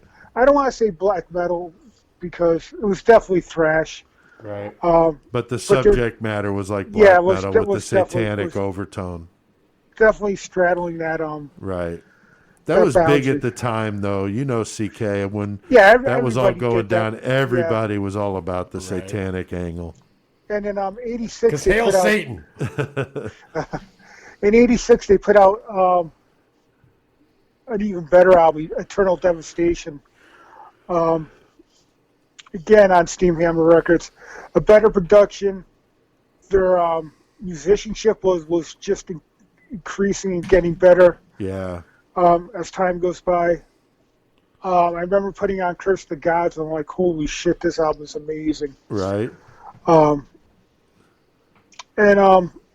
and I guess at that time with the way they were writing, they were a little constrained as far as a 3-piece. So they decided not only did they, unfortunately, Tommy was kind of a weak link on drums. It always seemed to me that he was struggling as far as his playing. Yeah. And he couldn't keep up with what they were doing. And, you know, obviously change had to be made as if they wanted to, progress. And they found a drummer, I believe his name was Harry. And they found a new guitarist, so they had a 2-guitar attack with Mike. And I believe the guitarist's name, which he lasted a couple albums, was no, I'm sorry. Ali was the new drummer. Harry was the new guitarist. Okay. And Harry was a shredder. And to me, they put out pretty much their Master of Puppets, their Rain and Blood. Rust in Peace. Rust in Peace, shall we say. They put out Release from Agony. And that was a showing that they were kind of moving in a progressive thrash vein, I would say. And this album was like, to me, was just ahead of its time in 1987, 87. It just killed. The cover itself was pretty. Yeah, was that's pretty a sick. sick fucking cover, man. It's got the head with his 2 fists in front of where his mouth is, with eyes, and Imagine the eyeballs tonight, huh? Yeah. and IVs going into his hands and his head. So it's a pretty sick cover. Yeah. But unfortunately, that was the last album that they did with for a while with Schmier. I mean, they started to do they started to record the new album Crack Brain with Schmier. It wasn't happening. I guess either he wasn't into it or they don't think he was into it, and Mike fired him. And they brought in a new singer, Andre Grieder, from this band Poltergeist. So now they had just a lead singer. I'm not sure if he played bass or if they had to bring in a bassist. No, they had to bring in a session musician on that one to play bass. But it just, Cracked Brain was an okay album, but coming off Release from Agony and the other albums, it was just not, in my opinion, up to par with the other albums. They came out with a live album after, or right before that, I meant to mention with Schmier, Live Without Sense, and then the Cracked Brain. And then that was pretty much it as far as destruction in that name. With the 90s came, the change in the landscape of music. Metal was out of it. And Destruction decided that they were going to go on, but couldn't get a record label at that time. You guys still there? Yeah, Yes, we're sir. here. Okay. Just making sure. I didn't hear anything. I got nervous. We're in suspense over Destruction yeah. not For real, getting I'm their over here label. like, Yeah, we're just listening to So in the 90s, they self-produced an album and 2 EPs, which were total shit. Which were impossible to find to begin with, but were total shit, so you wouldn't want to get them anyway. And eventually, they made amends with Schmier. I believe it was in 1999. Signed with Nuclear Blast, and started putting out albums that sound like their old selves. Yeah, I love the newer stuff, man. They released, All Hell in 2000, All Hell Breaks Loose in 2000, The Antichrist in 2001, Metal Discharge in 2003. All great albums, probably considered their best albums. Some people consider. After the contract was up with Nuclear Blast, they signed him with a new label out of Germany, AFM Records, which is still around today. They released Inventor of Evil, which is a killer album, which is probably one of my favorite albums of this. I saw them on that tour. They were amazing. And me and my son Joey got to interview Schmier and Mike before the show. It was pretty cool. How is your English? Pretty good. Not too bad. Definitely strong accents. Mike didn't say very much, but Schmier, very friendly, very cool. Real tall, man. He's like 6'5". I noticed that when I saw videos. He's huge. But no, they were super cool. It was kind of funny. Mike was sitting there smoking a joint. Yes, sir. And he asked my son, he's like, "You want some?" And Joey was like 10, So it's kind of funny. But Pete's like, "No." It's just like, really? Like it's the middle of the day, like at this like theater in Chicago, and he's just sitting there smoking a joint. Before it was even legal in the state. Yeah, before it was legal. So just I funny. I got to back up a little bit. I forgot to mention that in between, I think it was Life Without Sense, Life Without Sense, and the album before that, they put out the Mad Butcher EP, which was basically they redid Mad Butcher, a couple other songs, and did The Damned by Plasmatics, which was a 4-song EP. It was later released with the CD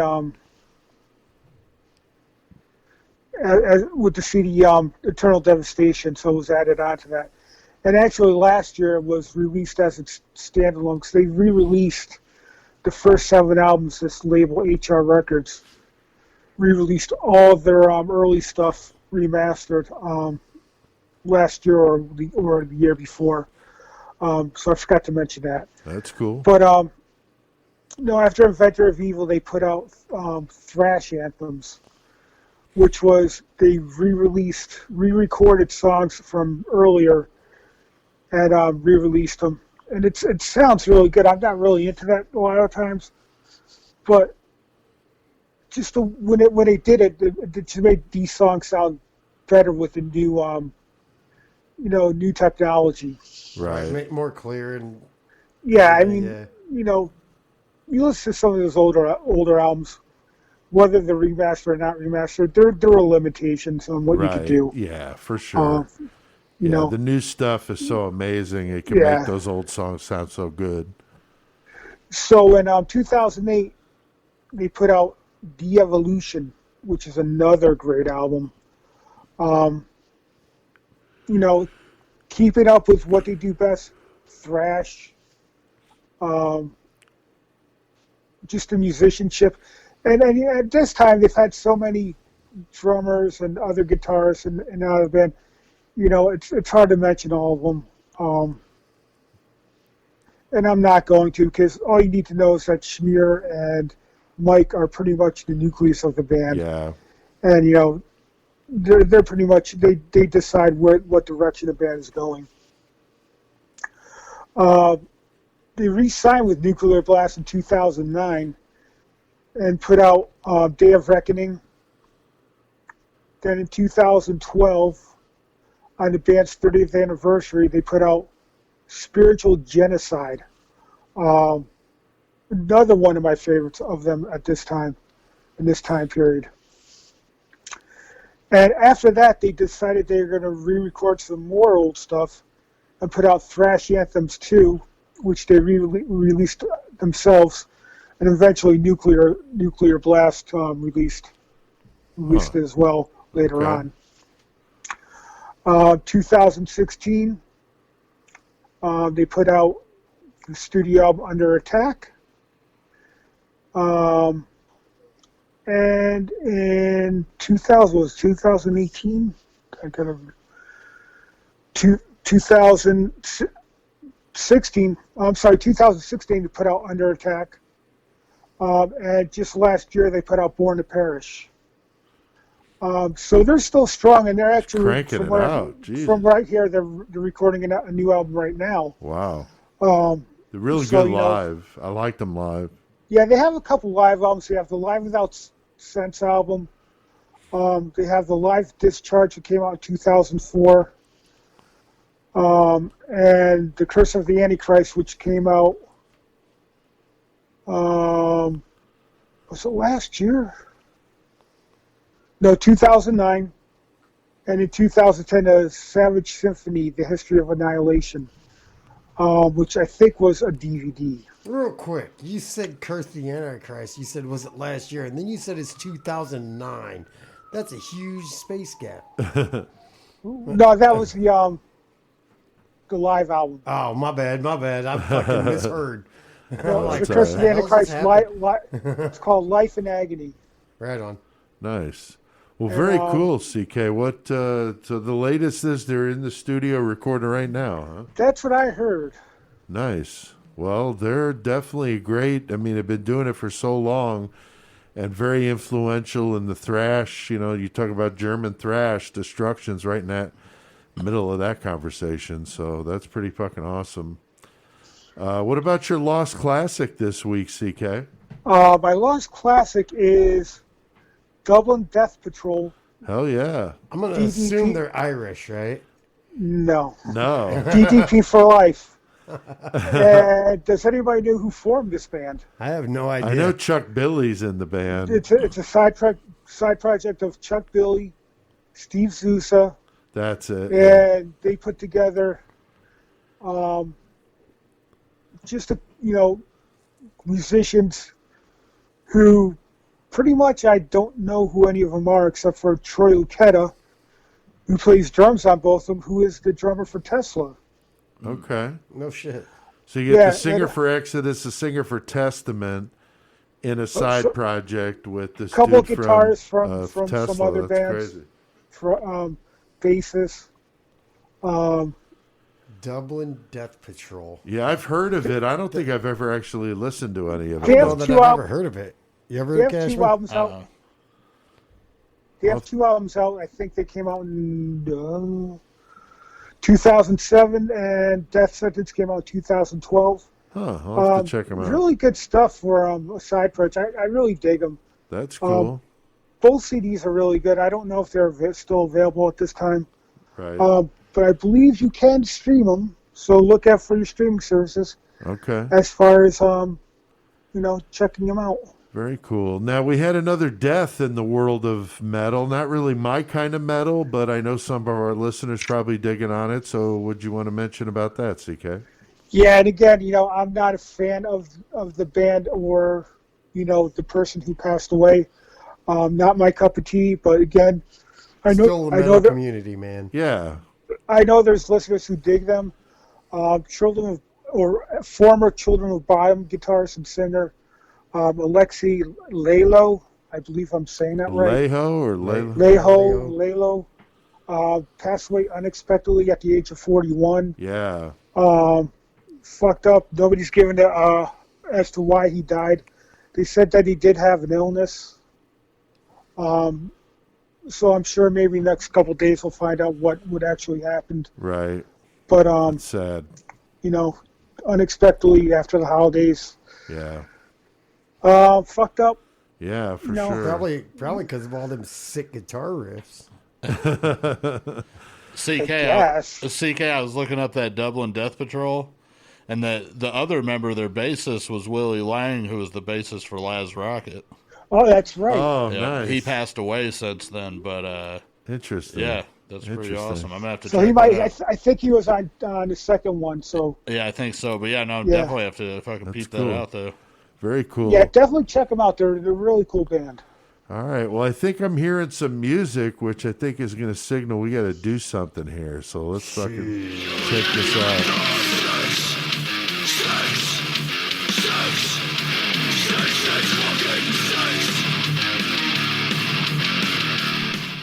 All right, that was 666 from our buddies at Onslaught. Yeah, them motherfuckers are killing. Oh man, we were talking about great albums of last year, and there's Generation Antichrist. Holy shit! Number 3 album for me. Amazing, man, Right. amazing.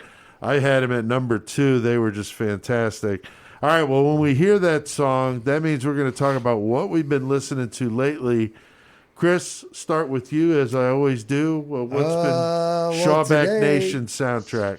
Today, like, I got home from work, fucking chilling out, like, going through the computer, looking at shit, and played some fucking Deicide, random Deicide songs, but then Nice. listened to the whole fucking Legion album, because that album's fucking so fucking badass. That's what I listened to today, and then earlier at work, I just put that one in my car the other day. fucking right, dude, because it's so goddamn good.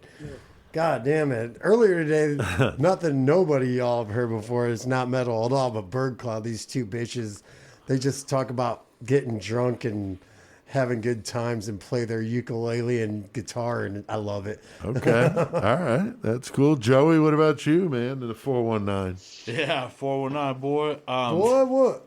I was listening to Prong Beg to Differ. Yes, sir. I love that album. Yeah, so good. I'm actually that's what I'm doing them in the near future. Oh, yeah, that's good. Fucking Prong is great. In the car right now, I got fucking Slayer, Seasons in the Seasons, Abyss. man. We was jamming Nice. the Seasons all the way here. It's so good. I listened to that not long ago. Hell yeah. What you been listening to? Well, I've been listening to that band Angelus Apatrida. I cannot stop listening to those dudes. They got that new album that's coming out here in February on Century Media, and I'm definitely interested to hear that because that new song they've got the video for Bleed the Crown. Yeah, Bleed the Crown. Thank you. The music video's killer, and that's off the new one. And then they're releasing another song here coming up Fuck yeah, dude. here in the next few days. And then the album comes out, like I said, early February. But the albums of theirs I've been listening to, I mean, they're all different, which is kind of unique, with singers. When you hear a sound from one album to the next, this dude is pretty versatile because I thought it was a different singer and it's the same person. guy, yeah. So they've got this one called Cabaret de la Guillotine. Nice. And Hidden Evolution is killer. The Call. They're just fucking brutal. A very, very talented group of guys from Spain that I've been digging on. I still can't stop listening to Skeleton Pit. I love those guys. And I was listening to Havoc because they just came out with a new album last year. And when we were talking about doing our, top fives, I was listening to them. I really liked the album. I just didn't like it enough to put it in my top 5, but I did like it. So I was listening to that a little bit. So what about you, CK? Still in Malice this week. Oh, God, dude.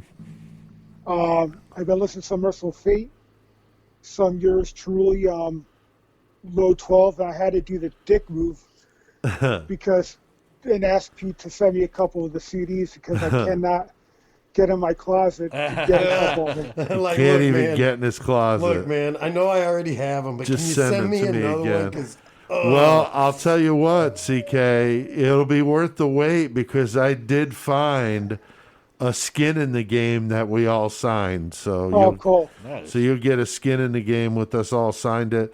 I'm trying to find where my splatter patterns are. So once I find that, the package I is got going a gun. out. I can make some. I know I have some. I just can't locate them. So be No, patient. it's cool. It's cool. But the skin in the game is all signed with the silver pen. They Awesome. look really cool. So, all right, very good. The 666 Club is also a very good thing. We talk about that a lot because it's a good thing, Joey. They get all sorts of benefits if they're in the 666 Club. It's only $3 a month. Yep. They get the episodes a day early. All that Patreon content. We got We've already done Dahmer. We did Ramirez. Yep. Chris, what's the next one we're going to do? We just decided on this earlier. We're going to fucking take the whole gangster himself, Mr. Scarface Al Capone. Yeah. And make him all on his own just for you folks on the Patreon. So that's right. Get ready. So if you're a Patreon member and you're in that 666 Club, you'll get to hear the Al Capone episode that we're going to be doing here in a couple weeks. So get on it, patreon.com/murdermetalmayhem. And when the new shirts come out, you get a discount on those. That's new right. shirts. I forgot to mention the merch 10% discount. merch discount. 10% merch discount. Got the new shirts coming out. And you're going to want to get these new shirts because I got a feeling they're going to go fast. Yo, Yeah. man, these motherfuckers is They fly. are sick. Yeah, full color artwork, boy. and it's some good stuff. All of us crawling out of graves, and it's really cool. Zombies, it's fucking cool. I'm going to wear my shirt every day. Jeff Gaither did such a good job. So, all right. Well, I think, guys, we've done plenty of metal tonight. So, CK, what the fuck do we need to do? Get a Mayhem on, motherfucker!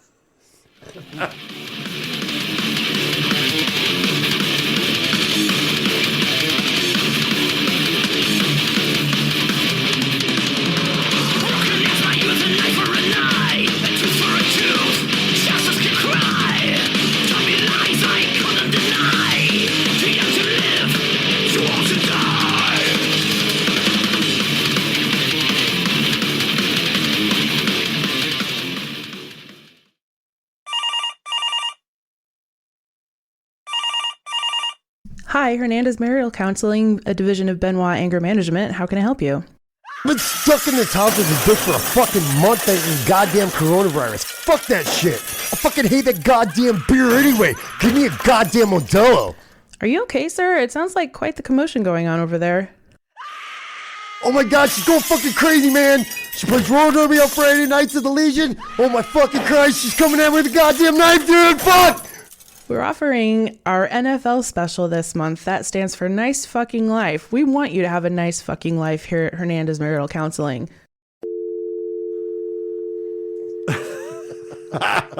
NFL, Eponicuffescent. That's Right? Yeah, I thought the same thing. All right. Well, that was our commercial there for Hernandez Marital Counseling, a division of Benoit Anger Management. And prior to that, Destruction with the song Church of Disgust. Still got CK on here with us. yeah. CK, how you doing over there? All right, you're all fired up there. We just did some Destruction, did some metal. And now we are into Mayhem, and that means we get into some tall tales. And Joey, you said you had a story to share with us. Yeah, I got a pretty funny story. I thought I'd liven it up, give CK something to laugh about. Sure. Does that have to do with that bitch at work? No. Like that too? Yeah, I haven't. I'm sure because we just did our inventory today. So, She'll be in. Well, yeah. So now we're gonna start getting new trucks. So she's known that we haven't had anything for a little while, so she didn't have no she's reason ready, to come though. in. Yeah, now she's ready. But anyway, so no, this is not about neck tattoo. I will have an update on that. All right, cool.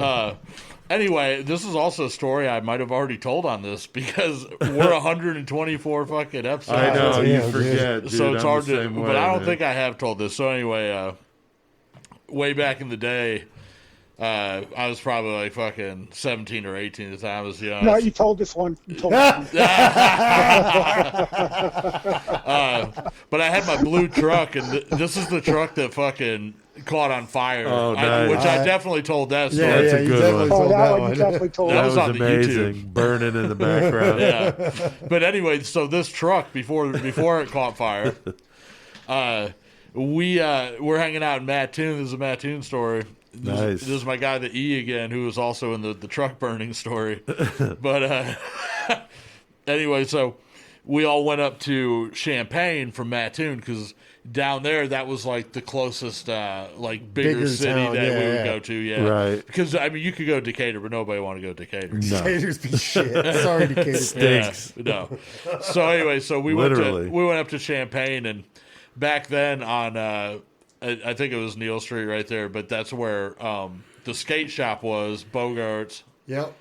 I was remember going there. So you had Big Wheel, that was the skate shop, and then Bogart's was right there.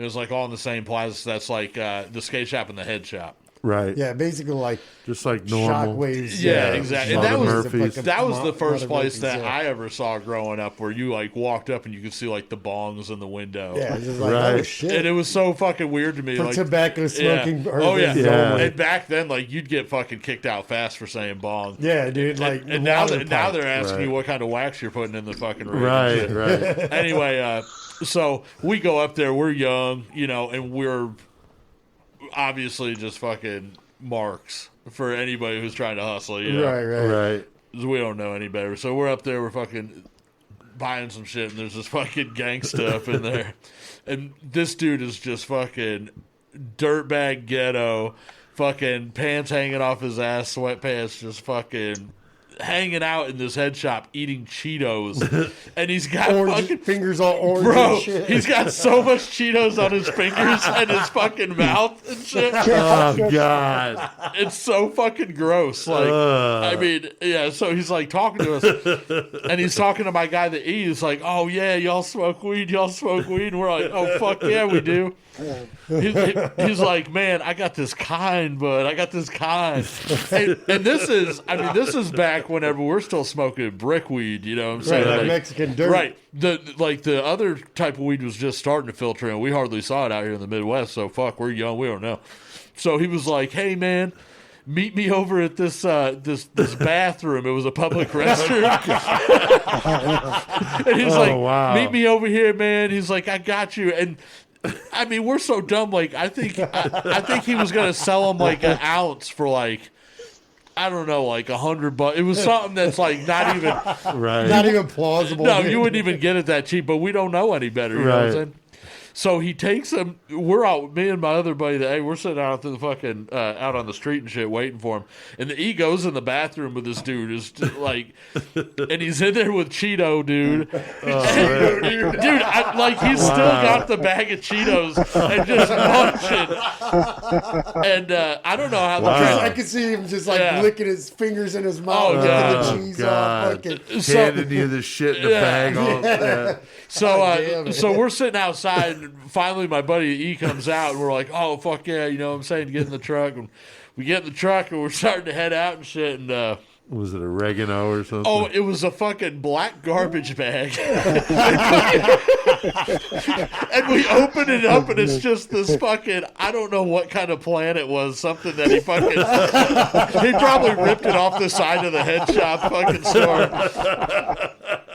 And It's like bro, a bonsai tree or something. and for a minute we're still sitting there like, well, we don't know if it's real or not because we've never seen kind buds, so maybe yeah, this, right, maybe this is the real shit. we're we're fucking cruising, and so we're coming back from Champaign to Mattoon. for It's Christ's like a sake. 45-minute drive or whatever. Now this is okay. We're looking probably like 1998, somewhere in there. There were car phones and there were cell phones, but they weren't. No, not like we got. Right. Right. It wasn't prevalent. So, like back in those days, like no bullshit, I'd go to fucking concerts and be passing beers to my buddies out the car window and shit. Like Going down the road and shit. not No, give a I've been fuck. there. Now you can't do that shit. Somebody fucking report you quick. So, back then we're not used to that. But people did have some phones. And Right. shit. So we're cruising down the fucking road and we're headed back and we got this fucking bunk ass weed. And my buddy had bought like a little fucking hand bong from Bogart's while we were up there and shit. And fucking, I think he was like looking at it or just checking it out or doing something with it, you know what I'm saying? And somebody must have seen it driving by us and fucking called the cops or whatever. Really? And so we get to Mattoon. We hit we're like on the fucking ramp? exit, on the ramp, and we get fucking pulled over. And the fucking cops like telling us, okay, yeah, we fucking, heard that you guys had a fucking pipe in the car and this and that. And we're like, yeah, we do. It's fucking brand new though. Like, Never been used. It's clean. and he's checking it out, and like, so they're like, "Oh yeah, well, let's see what you got in there." And they already fucking don't like us they know Obvious who we are. reasons, It's yeah. small town shit. They knew who we were, and fucking. So he fucking they find that bag of fucking whatever it was. It wasn't weed, but in the fucking black garbage bag. And they're like, "Oh, what's this?" And we're like, "Oh, we don't know." And Like, it was, legit didn't know. We didn't know. We're like, we got that from some dude up in Champaign. And they're like, they're looking at us and they're like, "Was it weed?" And I'm like, "I don't think so." Dude, they fucking tore my truck apart on the side of that ramp. They tore the side panels off my doors. They my fucking God. ripped it apart, and they didn't find fucking anything, and the weed wasn't real. So That was a good move. I was there, going to say, so thanks to Cheetos, man, we have a good story, Yeah. and we didn't get popped off, and he got probably $100 richer, you know. So. Right. That's I funny bought a shit. bunch of Cheetos with that. He did. And some He probably fucking bought a wet ton of naps, them. too. That's fucking Some great. fucking hand soap to clean his fucking nasty All I ass can fucking think of hands. is that fucking commercial now. What's that? Can't touch this. Oh, yeah. Oh, man, that was a good one. All right, well, I just released my very first episode of the Voice of Dread podcast this Fuck week. yeah. Very excited about that. So if you're Cool interested, stuff. thanks, man. Thank you. If you're interested in my horror writing and just horror in general, doing a variety of topics. At the time of this recording, I had about 150 listens in the first 24 hours, which is good, I think, for a first pretty good. episode. Murder Metal Mayhem numbers, those will take a while.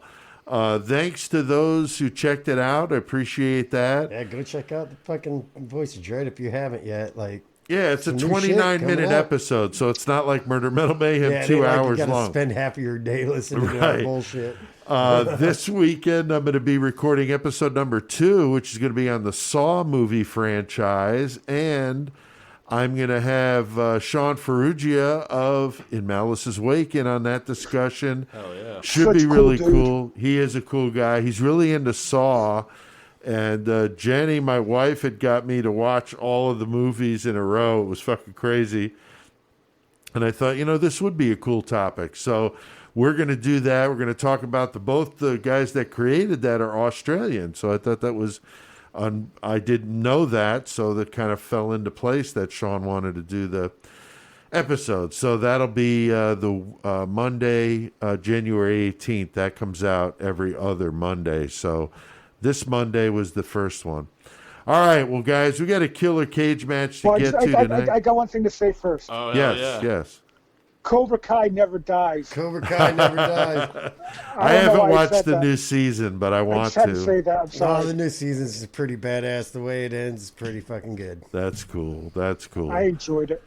All right, well, killer cage match tonight, guys. The first one of 2021 is going on tonight. We had a little break away when we did Seasons Beating, so good to be back. And Chris, we got some listeners to Yes, we thank. do. We got Mr. Cody Durst. You know it. Keep on rolling. We got the homie Rick Ring, and we got our girl Rebecca Boomsock. Fucking, so thanks for the numbers tonight. Fucking, Awesome. This is going to be an interesting battle. I got mine laid out. Yeah, now the way we do this, for anybody that's not familiar with killer cage matches, we have a list of 70 killers that we came up with. A list of 70 objects. Some of them are like claw hammers and can of corn, a cell Can of phone, corn, like and I'll all be kinds all of right. random shit. And then we have 15 variables to kind of make it interesting, goofy shit like Donald Trump with a chainsaw or Joe Biden with a chainsaw, crazy stuff like that. All right, so tonight we've got our listeners, of course, provide those random numbers to come up with the killers. And the killers tonight, Joey, throwing down are who? Reverend Jim Jones versus Big Ass Joe Matheny. Big ass Joe Matheny. You got it. God damn, that's an Fucking interesting matchup. balls. Oh, I Reverend got Jim Jones and his Flavor Aid drinking fucking Hell yeah. Wasn't followers. Kool-Aid. It was was not Flavor Kool-Aid. Aid. That's right. Flavor Aid. And we know Big Joe Matheny from our podcast we did on him many moons ago. His cannibal We loving like to ass. eat barbecue, talking about cannibalism with barbecue. And he's That's on the right. first stickers. That's right. He is. So they're Mad going to be Butcher. they're going to be fighting Butcher. in a steel cage. And CK, they got a couple of good objects. They'll be fighting with a rubber boot filled with diarrhea That's gross. and a pair of baseball spikes, with the variable being a 55-gallon drum of sewer rats. That's God right. damn. Smells like wet garbage. So we I got got it. Reverend Jim Jones fighting Big Joe Matheny in a steel cage with a rubber boot filled with diarrhea, which is fucking disgusting, and a pair of baseball spikes with a 55-gallon drum of angry fucking nasty stinky sewer rats. Holy you shit. You gotta do one time for a variable or What's something. that? Something filled with shit from my From your colostomy. We got CK's colostomy bag coming Oh, at you. God, dude. That'd be rough. That's hilarious. I love it, dude. the ostomy bag found in fucking Chick-fil-A. Oh, there you go, yeah. Chris, what do you think with this matchup here? Oh, man, this is easy. Obviously, Matheny is just a monster. No, this is Does easy. Jim Jones have any chance with either of those objects? No, so here's what is happening.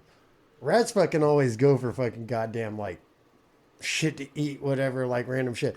So Jim Jones is already just covered in Flavor Aid dust. So, like, the rats are, like, wanting, he's like sugar all over, and they want to eat him. So Matheny's just going to, like, fuck it. He's a big old hoss. He's going to tip that whole barrel over.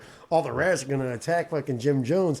And at the same time, Matheny's just going to come over and be like, fuck you, and just stomp on his head because the rats already took care of his business. He's a big old hoss. You don't think the rats are going to look at Joe Matheny, Joey, as like a fucking full course meal? Or do you think the rats are going for Jim Jones? It would or- be a full course meal. Joe Matheny looks like he kind of smells a little, so. Yeah, I agree feel with like he that. does stink. Probably. But he doesn't still smell sweet like Kool-Aid. That's true. That's true. I don't know how much in my scenario, I don't know how much the rats are going to become Yeah, involved. honestly, Matheny's just kicking his ass. Yeah, Matheny's going to fucking crush this dude because Jim Jones, he could take advantage of the stupidity of Matheny, but he's going to underestimate the fact that Matheny's so dumb that he don't care nothing about no religion. Right. He don't So give a he's going to fuck. be like, I don't care what you're trying to fucking brainwash me with. don't I'm going to sell kill me." you, little boy. Does the rubber boot with diarrhea have any play in either? I think anybody's- Matheny fucking kills the shit out of Jim Jones and turns around and shoots that rubber boot himself and drinks it.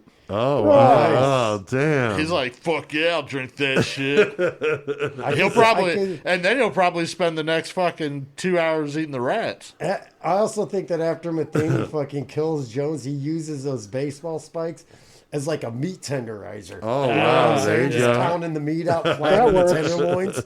Like, Wow. CK, you got any take on this crazy matchup? I mean, obviously, Jim Jones is no match for Joe Matheny. Right. You know, like Joey said, he may push that, fucking, his charisma and try, to fucking get him Right. under his power, but it ain't gonna work.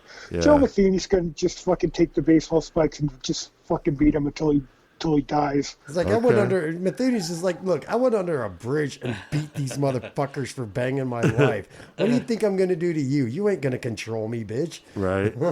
Yeah, I don't see Jim Jones No, having a chance Jim here. Jones is not getting out of this alive Joe at all. Matheny, too fucking strong, too big. So, all right, well, very good. I think we've done our fair share of mayhem tonight. So I think it's about time, first time in 2021, to hit the outro, boys.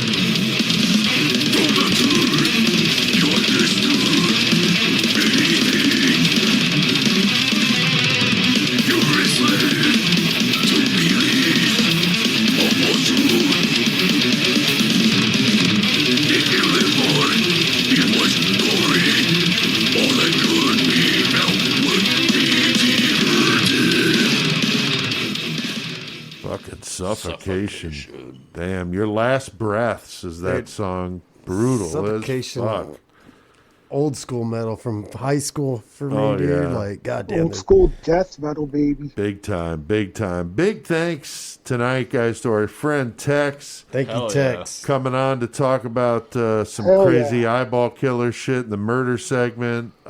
He's always good to have on, and hope he gets better dealing with COVID. So it's just crazy here. We got away with it for all of 2020. Yeah, up until the last week or so. Chris, Yeah, your this mom shit's got stupid. it. Like all goddamn year, dude. And then Tex and his wife get it. And so, we're dealing with it. But we'll have him on again, I'm sure. Bumper music tonight by Destruction, Suffocation, and Angelus Apatrida. I really like those guys. CK. I love that name. I know. I like it too. CK, who does your intro music? Crisis. Fucking A. Joey, Murder Metal Mayhem intro. Low motherfucking 12. That's right. And Chris, the 6 fucking 6 music. On fucking slot, motherfucking killing it. Yeah. Thanks to those guys for letting us use that. All right, so go check out spellboundaffectionart.com to support indie artists like Tony Campagna, our friend down in Florida. Got a great catalog, Chris. You can order all kinds of All the shit. Cowboy hats, vests, fucking COVID Custom masks. shit if you want something special, he'll do anything. it for you, man. Bands, for fuck's even sake. the forearms, like the forearms, you get them custom with your logo, whatever you want. Yeah, if he'll you're put a logo a on band, a gore company, or podcast like we Your are, mom's whatever. fucking birthday. Dude, I mean, get your mom's whatever. birthday, hand it to her Did for you guys- birthday. Did you guys see his post on Christmas Day? I don't know if I did or not. He's sitting outside with shorts on. Yeah, right. Oh, yeah. He Fucking Florida. loves doing God shit damn it. like that. So spellboundaffectionart.com. It's our sponsor, and they're awesome. Thanks to everybody out there listening. We keep seeing the numbers coming in. Our Australian listeners are killing it. West Lake Stevens, Washington is the #1 city listening. God damn. And Lake Stevens, Washington is like 8th now. So they've moved down the list. West Lake Stevens is topping Chicago, but barely. So Like thanks, the everybody. Westlake Stevens 3. Yeah, I don't know what's going on up there, but it's just awesome. All right, Chris, the very first comment is... We got Raining Blood 666 says... From the guys- lacerated sky. Right, exactly. Hell yeah. Says you guys kill this shit every week. Love the show from Dallas. Nice. Hell the yeah, 666 Express. Imagine that from Dallas as we're doing a Texas killer. Nice. Fuck. Nice. Joey, what about the next one, man? Sean Collins said, love the year-end show you did on Kemper. Fuck yeah. Awesome. Fuck yeah. Thanks, Sean. Thank you, Sean. CK, what about the third one, man? Tina Scroggin 78 said, as bad as 2020 sucked, I'm thankful I had Murder Metal Mayhem every Thursday. Love your show. But if you become a member of the Patreon 666 It Club, would be Wednesday, wouldn't it? You will get it Get a it day Wednesday. early. plus Wednesday you morning. Get extras. That's right. That's right. Thanks, Tina. That's awesome. Yeah, thank you, Tina. All right, Donnie Smith 65 commented, I started listening to you guys at work. A dude I work with told me about you, and I've been hooked since July. Horns up from Tampa, Florida. So, Hell yeah, get it, hell Tim. yeah, Donnie. Thank Hell you very yeah. much. thank you for all the comments. Yeah, the comments are good this time. All right, don't forget to check out murdermetalmayhem.com to listen to all the past episodes. Like us on Facebook, follow us on Twitter, and subscribe to our YouTube channel. Check out the show on Amazon Music, Spotify, Stitcher, CastBox, iTunes, and more. And please leave us comments and give us a rating. It helps people to know that we're doing this, that moves us up. More people get to see it and click on it and listen. So thank you for those that do that. Support the show. Join that 666 Club. Patreon.com/Murder Metal Mayhem will get you there. I link to it in the episode description. You can also go to PeteAltieri.com if you want to pick up one of my books. And you can check out my new podcast, voiceofdread.com. You can get it if you dig horror and all that kind of stuff. And can't let him go without hearing a karaoke song. I did this one with Charles Albright. In mind, Chris, is Love of the Eyes. So I mean, why would you not use that song, dude? I'd have to. So until next time, keep one foot in the gutter. And keep your damn pocket knife digging eyeballs out. I know it wasn't a pocket knife.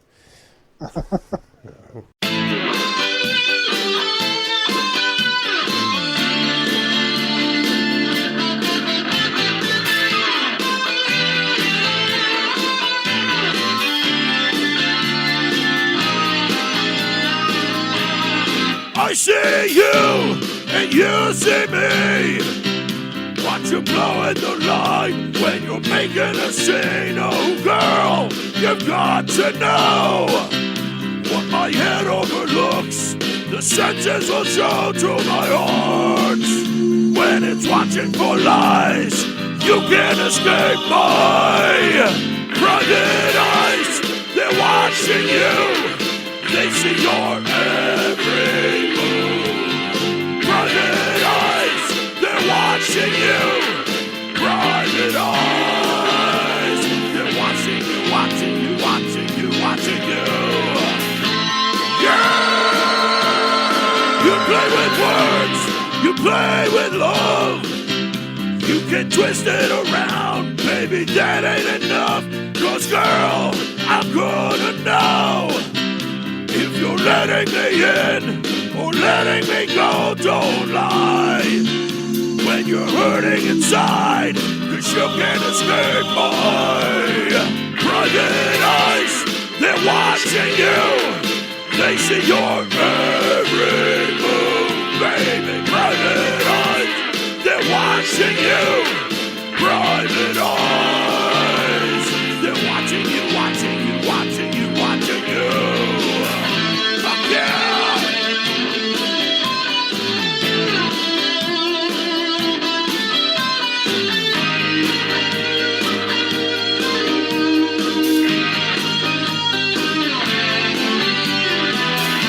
Why you trying to put up a front for me? I'm a spy, but on your side, you see. Slip on into any disguise. I'll still know you. Look into my private eyes. They're watching you. They see your every move. Private eyes, they're watching you. Private eyes, they're watching you. They're watching you. They see your every move.